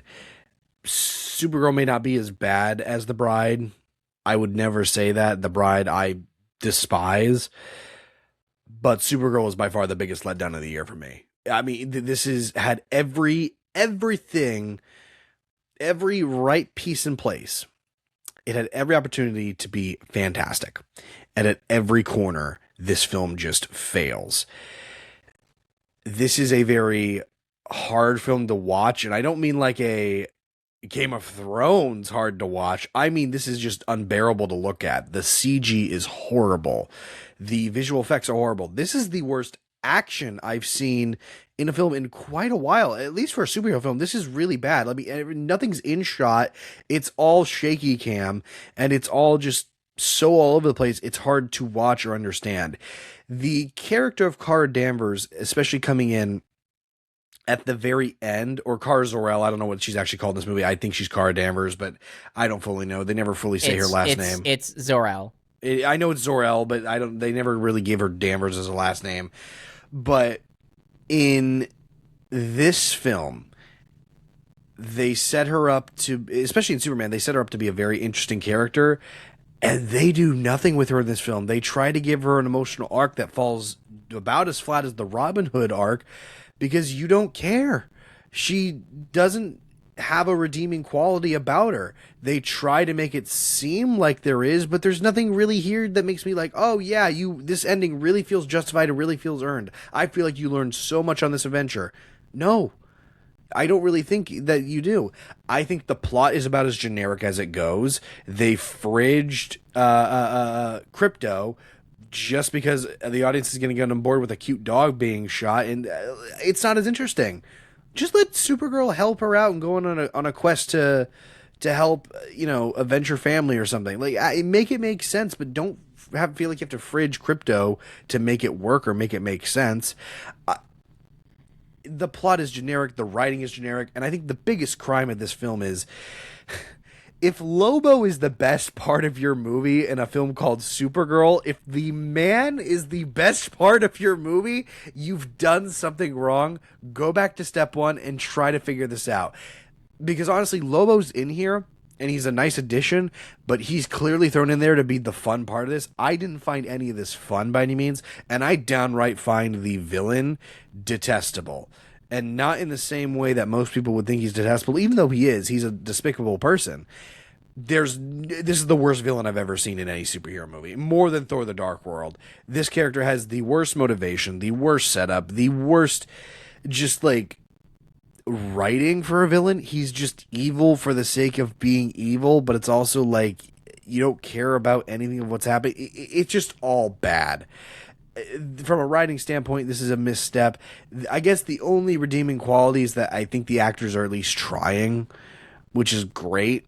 But like ultimately, at the end of the day, this is a film I never want to see again, and it's a bad day away from, in my mind, being genuinely called a bad movie. I do think that this could, if somebody came at me and said, "Hey, I think this movie's bad," I'm not going to argue with you. I think it's mid. It's probably on par with something like a Thor: The Dark World, but I would not be offended if somebody said this movie was bad, because it's one day away, one rewatch away from me even saying that it's bad. So this is a first in a while. Yours is significantly lower on something that I am. I feel like that hasn't happened since. I know Tron is the biggest example of that, but yeah, I don't know if it's happened since in a hot second. Yeah, because typically I'm much lower on things. Now, I agree with you on a lot of points that you covered. I think that their biggest fault is calling this originally and advertising this as Supergirl Woman of Tomorrow, because that sets the precedent of the Woman of Tomorrow book that they kind of poorly adapt. I think the book is significantly more interesting than the movie, and it's not even close. And I think a lot of that is because they very much pick and choose the elements they want to adapt, and they pick and chose a lot of the least interesting elements of the Woman of Tomorrow comic book to adapt here. And I just they all they needed to do was make it a 1-to-1 adaptation, and it would have been an incredible movie. And for whatever reason, they just decided, no, we're going to dumb it down. That's really what they did. They took the Supergirl Woman of Tomorrow story and they dumbed it down. Because I agree with you on that. I think a lot of this movie kind of just feels generic and dumbed down version of what it could have been. Yeah. This is not going to be a review I'm very pleasant about talking, because I genuinely thought like there was no way this film would be, at the very least, fine. I do think there is a difference between fine and mid. I think fine's passable. Mid is like brain dumbingly just straight and narrow. It's like fine, but not really fine. I don't know how else to really describe it. This film is the epitome of mid, borderline bad in my mind. The actors are doing a great job.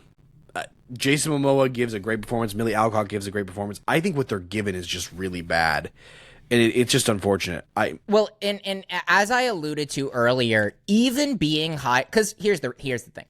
I'm high on this movie, not because I think it's a great movie. It's because I had a lot of fun with it. I laughed a lot. I got hyped a lot. But ultimately, at its core, I agree. I do not think this is a good movie. I don't think it's well made. I've actually spoken to quite a few people about this movie. I haven't watched any reviews. I don't really know what the general public thinks about this movie. But I've spoken to a few people. They're very high on this movie. Like really high on this movie. And while I am higher than you are, I don't get, like, for instance, one of the biggest things that I talked with some people about was like, this movie looks terrible. And multiple people were like, I have no idea what you're talking about. I don't see it. I'm like, did you watch the movie with your goddamn eyes closed? This movie looks terrible. The compositing is terrible. God, that one scene of Kara flying on that one when we get the Superman like head-on shot that we got in the Superman movie, which I also thought didn't look great in the Superman movie, but it better. looks 10 times worse in this movie than it did in Superman. It looked like it happened very quickly, but it looked terrible. And one thing that you covered that I want to touch on as well is, God, the action in this movie is it's back to my comments on the cinematography. I think the cinematography has some strong moments, but ultimately is all over the place. That all over the place is mainly the action. The action is so poorly shot in this movie. Yeah, it's just unfortunate because Superman had a really good handle for its action. And I'm not saying Superman maybe once or twice didn't use shaky cam, but most of the time it was all shot in camera, or at the very least it felt really good. Like, I enjoyed the action of Superman. Supergirl didn't do anything nearly at all. Unfortunately, it's very apparent from the beginning because the first, call it major, but the first action scene of this movie is outside the bar when Kara is taking down the alien to retrieve the sword. Yeah. That action shot was horrible. It was shot terribly. Granted, it was at nighttime, so the lighting already made it difficult, but the dynamics of the camera and the movements and the still and it was horrible. It was very quick, so we didn't suffer long, but it kind of that's where I think the start of this movie is really bad, is because like that moment right there kind of just told me, like, I think it was that moment exactly that made me go, this is what we're doing. Well, and I think another big factor of the action, and you complain about this all the time, so I'm gonna complain about it here, and I want to start off. They give a reasoning: red sun, yellow sun, kryptonite sun. I think here is used as a narrative crutch because this is a poor job of power scaling, and this is worse than The Boys in my mind. I get that they give a reasoning behind it. I get it. Doesn't matter. It is used as a narrative crutch to justify why Supergirl may not be able to take care of these guys. Just get rid of that. One of my biggest problems with the Superman movie was that Superman felt weak in his own movie. God, that is elevated 1,000 times. Kara feels useless half the time in this movie. And again, they give, in my opinion, more narrative reasoning than they did with Superman. Like, Superman felt pretty weak at times in his own movie, but it wasn't because of, like, kryptonite or anything like that. He just kind of felt like, they just felt like he wasn't written as well as he could have been for his usefulness. Now, he did have some incredible moments when he saves the city, takes down the kaiju, and those moments were great, but there were other moments that I felt that he was significantly powered down. In this movie, they give a narrative reason. It's the suns, but also, here's another example.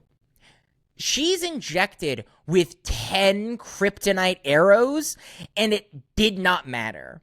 Like, it felt like it didn't matter. And they barely, like, the reason they gave is, well, she burned it out with flying up and looking at the sun. That's not typically how kryptonite works, at least not that fast. That's not how it goes. She was injected with a shit ton of kryptonite, and then just didn't matter. It was there to weaken her for 5 seconds for no reason, mind you. Her being weak or her being strong made no difference in that moment. For the reveal of Lobo, that's what it was. It was for the reveal of Lobo coming back, which is also really dumb at the end of the day. I think that the reason they did the power scaling was probably because when they wrote this, they wrote the villain. And again, I already just said this. I know you're higher on the villain. I don't understand how. This is genuinely the worst villain I've ever seen in my entire life. From a concept standpoint, a written standpoint, just execution standpoint, he wasn't fun. He wasn't nothing about this character made me enjoy this presence. But I think they did the power scaling specifically because in all scenarios, Supergirl should take him down in one punch. Yeah. I don't think that there everybody in this Absolutely. film, and it also shows at the end of the movie, like she takes down this army very easily. This guy should have been dead within seconds. Well, and so here's the thing. Krem is not supposed to matter as a villain. He isn't. He is always he is mostly supposed to be a narrative plot thread that hooks in and starts the journey. The ultimate, what this movie was supposed to be about, or what it was marketed about with the Woman of Tomorrow comic book, is the actual villain of this story, which is Supergirl's internal conflict. It is the internal conflict that Supergirl has with her upbringing and with who she is and her personal identity. And I think that's the reason why Krem was not supposed to be that interesting of a villain. And that's why I'm higher on him, because I went in with that expectation of Krem not being all that interesting of a villain. So, and I think he was acted very well, but I think one of the reasons why Krem stands out so much is because the element that was supposed to be the interesting narrative dissidence in this movie just fell very flat. And that's why, like, Yeah. I'm higher on Krem, but I'm very low on the action. Like, I felt no emotion in this movie at all. And you're supposed to be very emotional with Kara's upbringing and the loss of her parents and all of that, which just, in my opinion, was not executed on very well. It wasn't. And I even remember when we saw the trailer for the first time and we talked about this, I was really excited about that story aspect, was seeing Kara's version of the fall of Krypton, or seeing the actual, like, events kind of unfold to a certain extent. And I don't think that we ever got it. Well, I don't ever feel the internal... We watched most of that in the trailer, mind you. The only thing we didn't know was the existence of Argo, and that was the thing. But, like, half of the marketing material was the stuff on Krypton. Yeah, and actually you see a good portion of everything in Krypton just there. I don't understand Krypto's biology, and this is a separate thought, so you may not be able to answer this. You may be able to. Was he not affected by the kryptonite on the planet at all? Was he not affected by...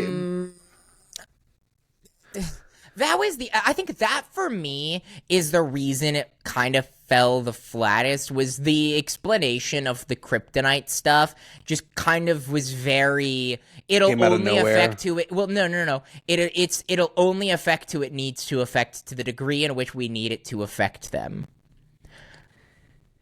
Krypto doesn't get affected, Kara doesn't get affected, but her mom and dad die. And we don't really, here's the other thing, like, we only really see the one shot of her in the hospital and the shots of her parents dying. I feel like to hit the emotional, like, we needed to live on Krypton and feel the not just her parents, but her whole thing is not just the loss of her parents, it's the loss of her planet. Yeah. And I didn't really and this is the faults of them. I felt like the movie was being marketed as we were very much going to feel that loss of her planet. And we didn't get that. And it was, yeah, granted, it was like 15 minutes of this movie, but I felt like those 15 minutes, half of it was in the marketing material and the other half that didn't really sell that point for me. Again, the emotional aspect of this film is just so devastatingly underwhelming, because I don't feel like it's never earned. Again, there's never like a moment, like, the whole setup is that she's clearly this broken person, something's wrong, they explain it why, but even after explaining it, there's never a change, or never distinct enough change that you're like, oh yes, absolutely, this feels earned. She never really has that moment, so there's never an emotional payoff. It's why at the end of the movie, when they save Krypto, I go, oh great, the dog's back, yeah, great, yay. I mean, you always knew that was going to happen. That's the problem with that. I think the best way to explain this movie is by saying this is a sequence of events, and that's it. It just, place to place, spot to spot. Another, like, bad movie trope is like a MacGuffin story. This isn't a MacGuffin story. This is just we're one scene at a time, just going. It kind of is, though, because the MacGuffin is the cure to the poison. Here's the other thing. Kara she also got poisoned. why couldn't Krypto just do the same thing? Like, I get that he's a dog, but like, and he was given less, or Kara was given less of a dose, but like Kara was poisoned, and it felt unconsequential. And I think that's kind of the reason why this movie feels like a sequence of events that lead to an inevitability of Krypto being saved, and that's because there's never any consequence to anything. Kara gets poisoned, Kara gets injected with kryptonite, Kara goes to a planet that has 2 suns. None of it ever feels consequential or meaningful. And you can make the argument that Kara getting kidnapped is what eventually led to Ruthie getting kidnapped, or not Kara getting kidnapped. Kara ending up on the planet with the 2 suns and getting weakened by the green sun is what led to Ruthie getting kidnapped. But like, Ruthie getting kidnapped is the only reason that the good stuff happened. Like, the movie was able to end. So well, it's like, speaking of Ruthie, because I want to talk about that. First off, I didn't remember her name until you just said it. It's Ruthie. What a nothing burger character that I don't care about. And honestly, if you removed from this movie, you could still justify a way for this movie happening with just Krypto and Kara if you really wanted to. What a horrible setup for a character. She's standing in the hallway. Krem knows that she's there. He knows that she's standing in the hallway. She kills all of the family, or he kills all of the family members. Why would you leave her alive? What purpose is there to leave her alive? World's stupidest brother, by the way. Well, let me just prank my sister right now. Like, God, also, idiot. I don't understand how he died the way he did, because in the shot, and I know this because I strictly remember this and complaining about it immediately, he jumps out at Krem. Krem throws his axe. How does the brother get the axe in his back if he's staring directly at Krem? He's not staring at Krem. He's staring at his sister, who's on the other side of the hallway. So Krem is in the dining room at the end of the hallway. He jumps out with his back to Krem, looking at the doorway that they walked in, which is where his sister is coming from. That is how he ended up with it in his back. That is exactly how that is shot. Why would you do that? You're just The argument is that he didn't know that Krem was there, which that's just an oblivious idiot brother. And so he saw his sister, was like, I'm going to prank my sister. Yeah, I don't know. I didn't care for that setup all that much. Bad.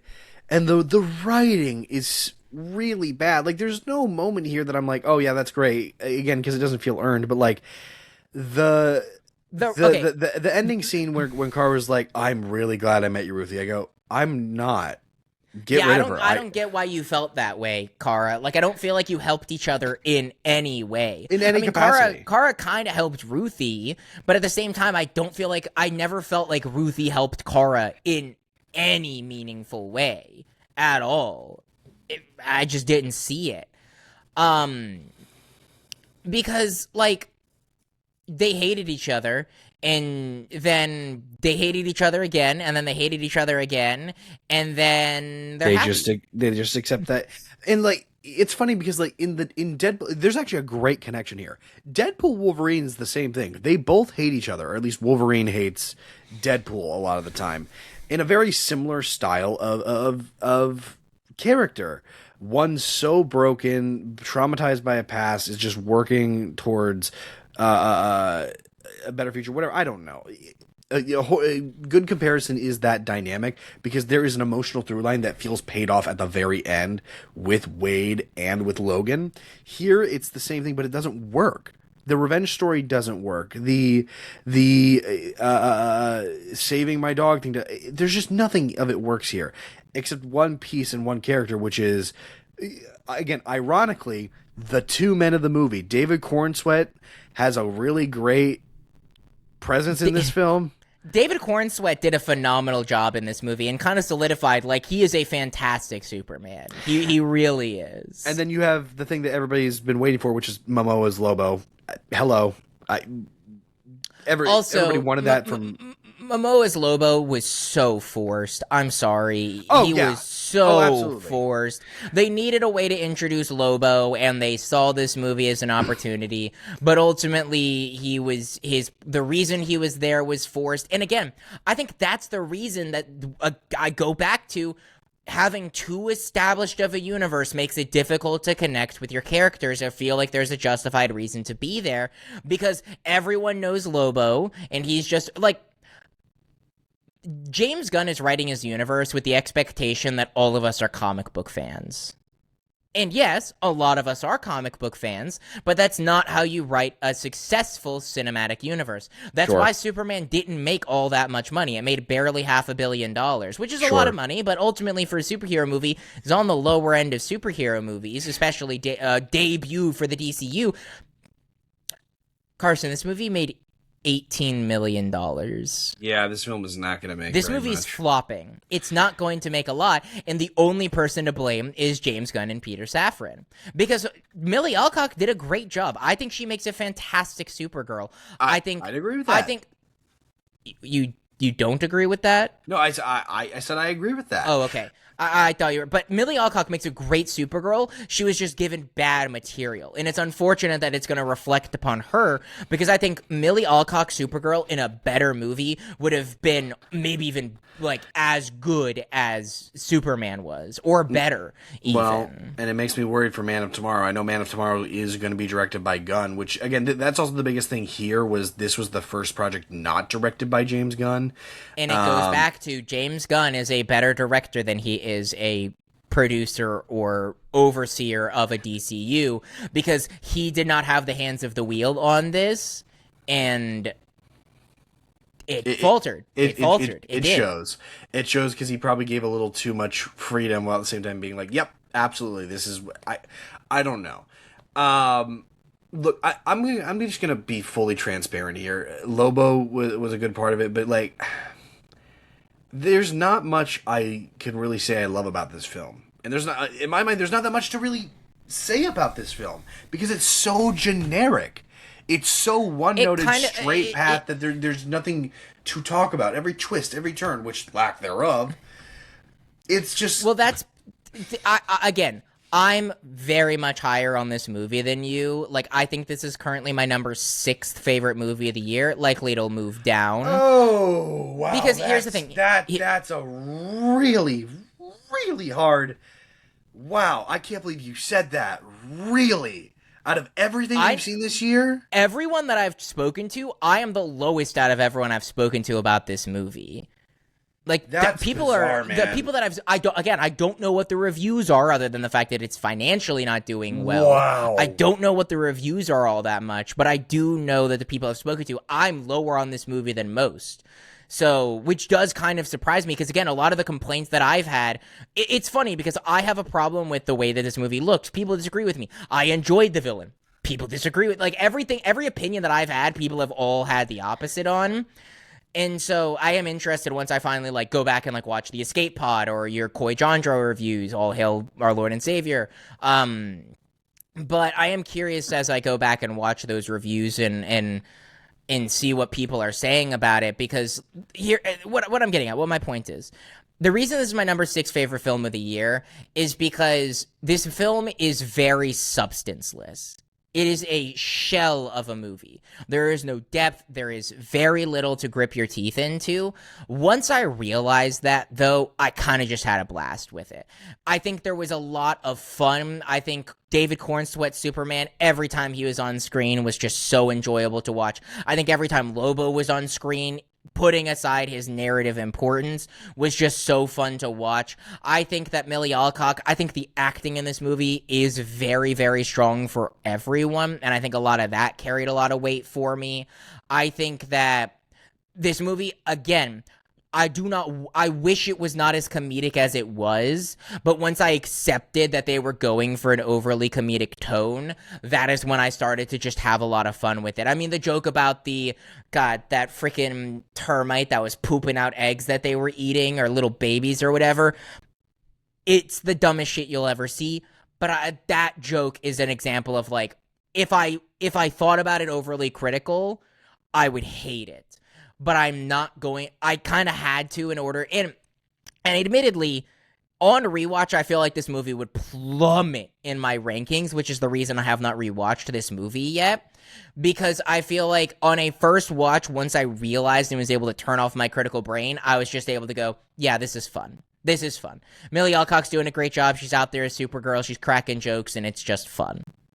Yeah, I unfortunately can't say the same thing. I don't think this movie's fun at all. I actually found myself bored a lot of the time, which is unusual for even a superhero movie, especially one that's like, again, not helmed by James Gunn, but with him up top running everything, making sure everything narratively makes sense. You would think there's at least an aspect of fun. Nothing fun about this except Lobo. That's why I feel like this character is so forced here, because his character is the most fun part of this movie, and this movie does not deserve Lobo.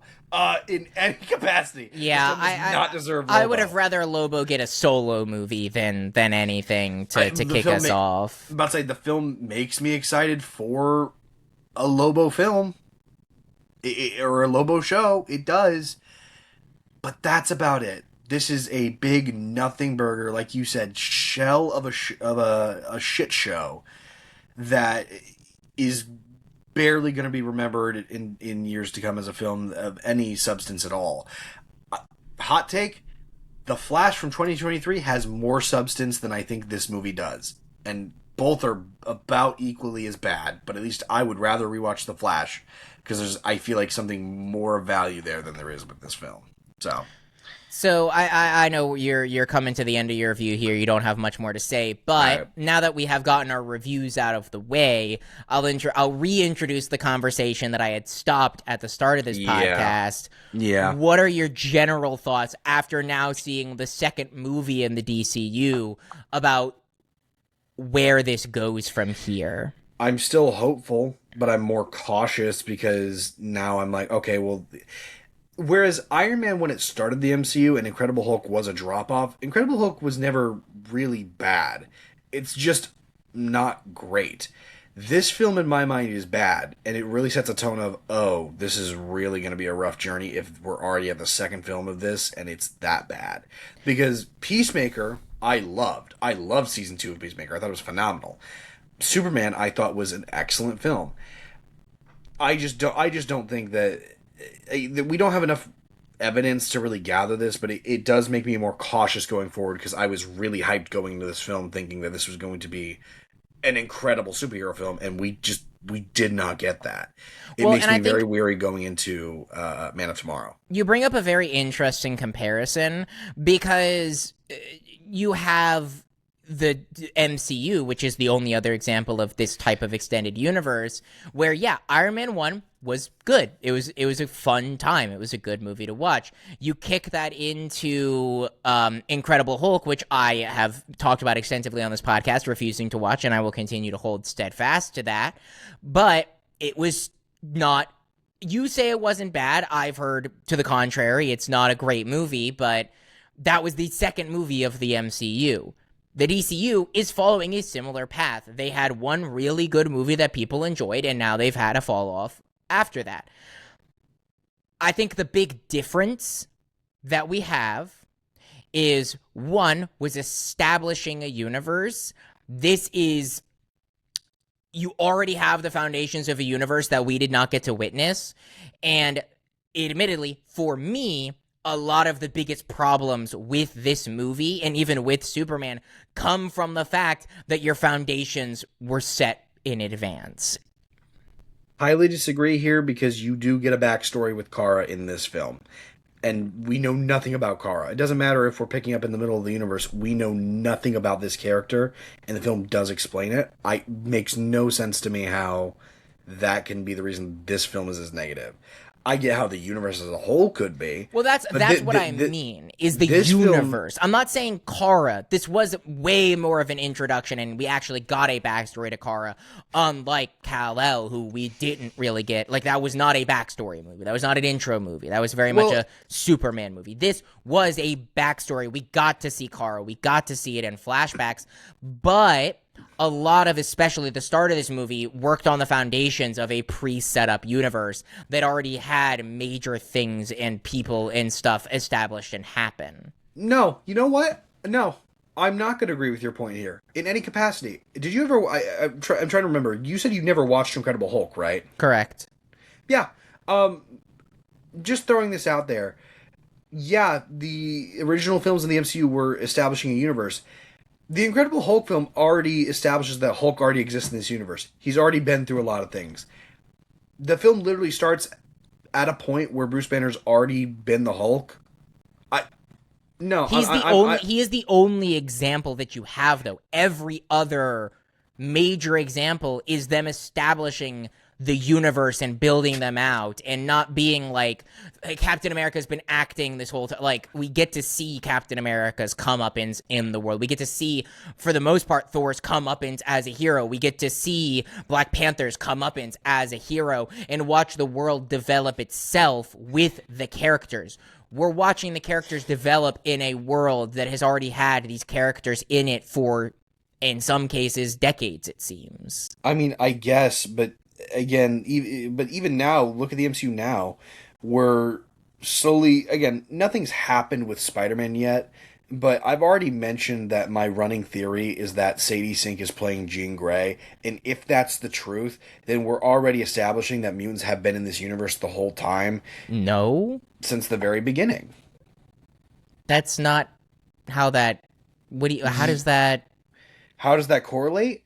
It correlates with the idea that this universe is already lived in, meaning that we just didn't pull the veil back enough to see it. You do know that we already have mutants in the world, that if Jean Grey would not be the first mutant. Okay, great. Then that furthers my point even more. We've already had this. Miss Marvel is a mutant. They call Miss Marvel a mutant already. We've already had that. Great. Then so why is Jean, like, I don't get... May I go? May I go? We have then already established that mutants exist in this universe, meaning that it's already a world lived in with mutants, meaning that probably behind the scenes there's already some sort of mutant war going on with some, like, Bolivar Trask Stryker. I could really not predict who it is, but maybe classified information already dictates that there is already a mutant war going on. And again, it all goes back to the Spider-Man theory that I have of her playing Jean Grey, which is, why would Jean Grey be doing the things that she's doing? Probably because she's revolting against whatever war is happening behind the screens that we haven't seen this whole time. Mutants have been here this whole time, and they're being, wrongfully mistreated. That very well could be a factor. Again, it's all speculation because we don't know what's going to happen with that. I was going to say, I strongly disagree with that point. One, on the grounds that it's speculation, but two... that is not how the X-Men have... that is not the story of the X-Men. The X-Men is always... You cannot tell... I guess here's the thing. If they go that direction, I will have a very big problem with it, and I will agree with you. I just do not think that there's been anything set up to make me think that that is the direction that they are going, because that's not the story of the X-Men. The X-Men has always been a very public, known in the universe story, because that's the point of their characters, is the racism that they face. Again... I have nothing with the idea of the universe already being established. Because honestly, not all the characters are going to be established. Superman, the reason Superman is because Superman is Superman. We know the story of Superman. And the things that they do change, they explain very easily, very quickly. We don't know who the hell Booster Gold is, so we're going to get an explanation for that. Green Lantern's a lived-in world. But that's just Hal Jordan. Again, I like Hal Jordan, and I really like to get Hal Jordan as a Green Lantern. But having Green Lanterns already established in this world means that we don't have to establish who the Lanterns are, even though we actually are, because we're going to get John Stewart as Green Lantern. That's our Green Lantern. That's our origin story. That's our comeuppance. But Superman right now is the only one that's establishing a lived-in universe as of right now. So... I disagree. Supergirl did. And the biggest example of that is her walking up and knowing who Lobo is and lore dumping. Lobo is the immortal blah, blah, blah, does this. Because here's the reason why I have my thoughts on this. The reason why it works so well in the MCU with the world not being as fully established with a Superman that's been around for 10 years or a Captain America that's been around for 10 years is because you not only get to watch the characters develop, you get to develop with the character. You get to watch the character understand the world, and watching the character understand the world helps you understand the world in its dynamics. You get a first-hand look as the character realizes the dynamics and learns characters and meets people, and it really helps you kind of naturally flow into the world as you watch you kind of live vicariously through these characters who you are learning with. That is not what this DC universe has been doing. Carr already knows who Lobo is and has already had run-ins with Lobo. Superman already knows the Justice Gang, and we've already had them established, and we already know who the Green Lantern. Like, you're not getting to learn with these characters what the world is. You are just expected already to have a foundational knowledge in order to be able to follow along, because your characters are not spending any time helping you discover and get roped into the world and live in that world. It's kind of just like oh, Supergirl knows who Lobo is, I'm already supposed to know who Lobo is. Oh, Superman knows who Green Lantern is, you're already supposed to know who Green Lantern is, because that's the expectation. And for me, even knowing all of these things, even having read some of these comic books, doesn't work on the foundations of establishing a universe that we are going to grow and live in for the foreseeable future. This very much feels like a response to the fact that DC is accepting that they are behind, and instead of starting from ground zero, which they tried to do with freaking Batman versus Superman and Man of Steel, they're like, screw that junk, we're just gonna jump into phase 3 of the MCU and have people, and just hit the ground running and have people catch up. And I personally have not been a fan of that even since Superman. I hear what you're saying. It doesn't register with me because I don't fully see how it's a disservice yet, but as more films go on, we will. Because of right now, it's just been really one property that I think has really shown the lived-in universe, which is Superman. I'm not going to count Peacemaker, because Peacemaker is whatever.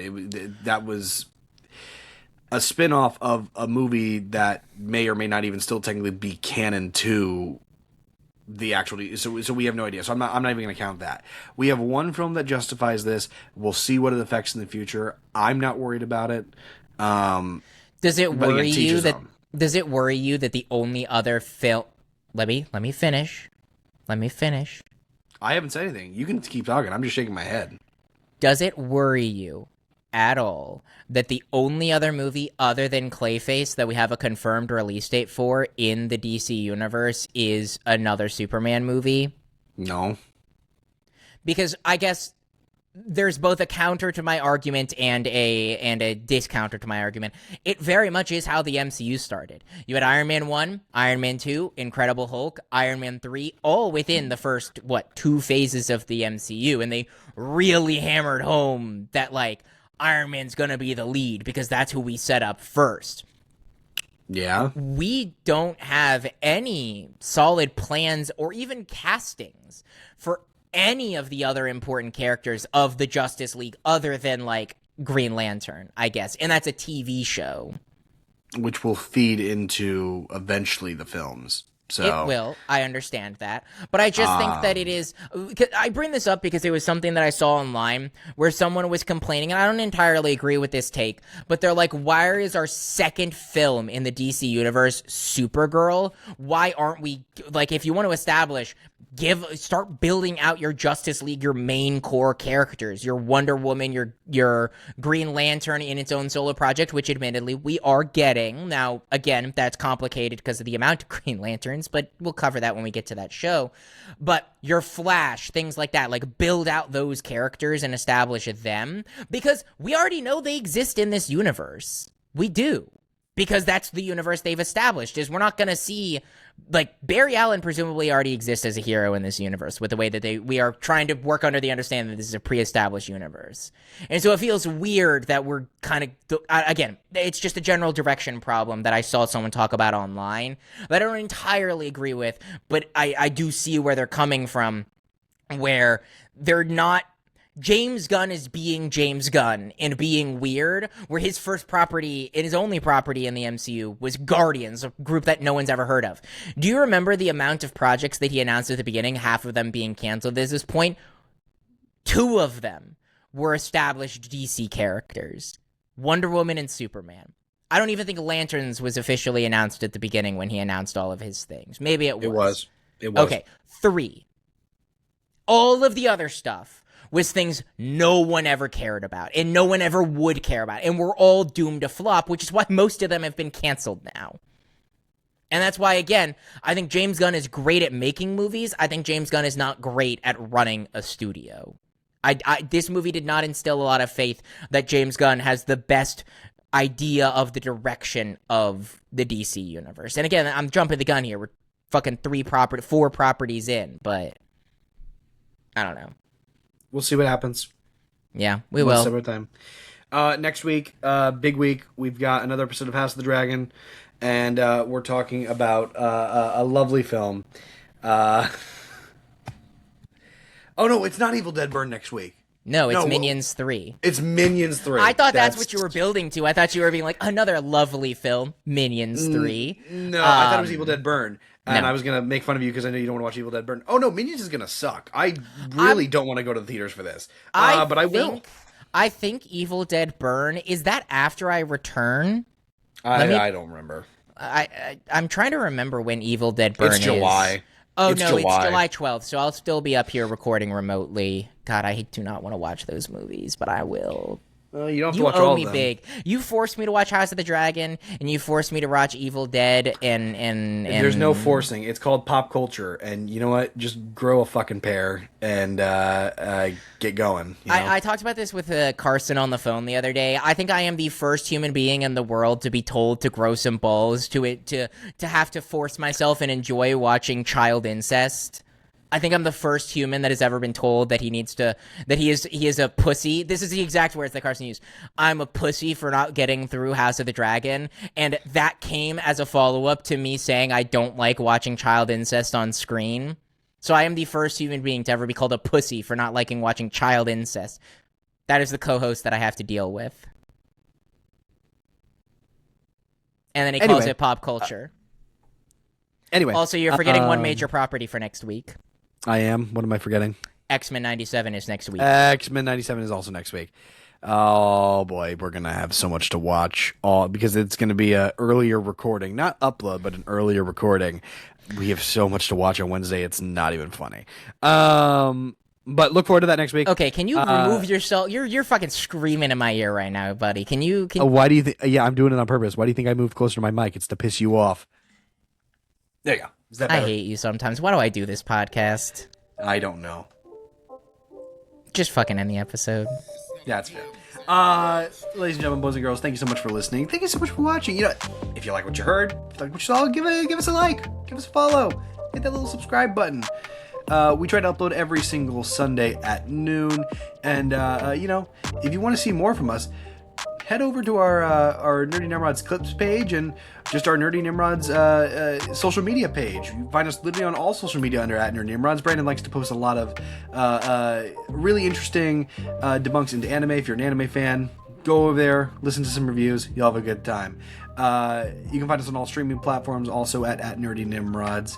And, you know, this has been this week. Next week will be next week. But until then, as always, ladies and gentlemen, stay nerdy.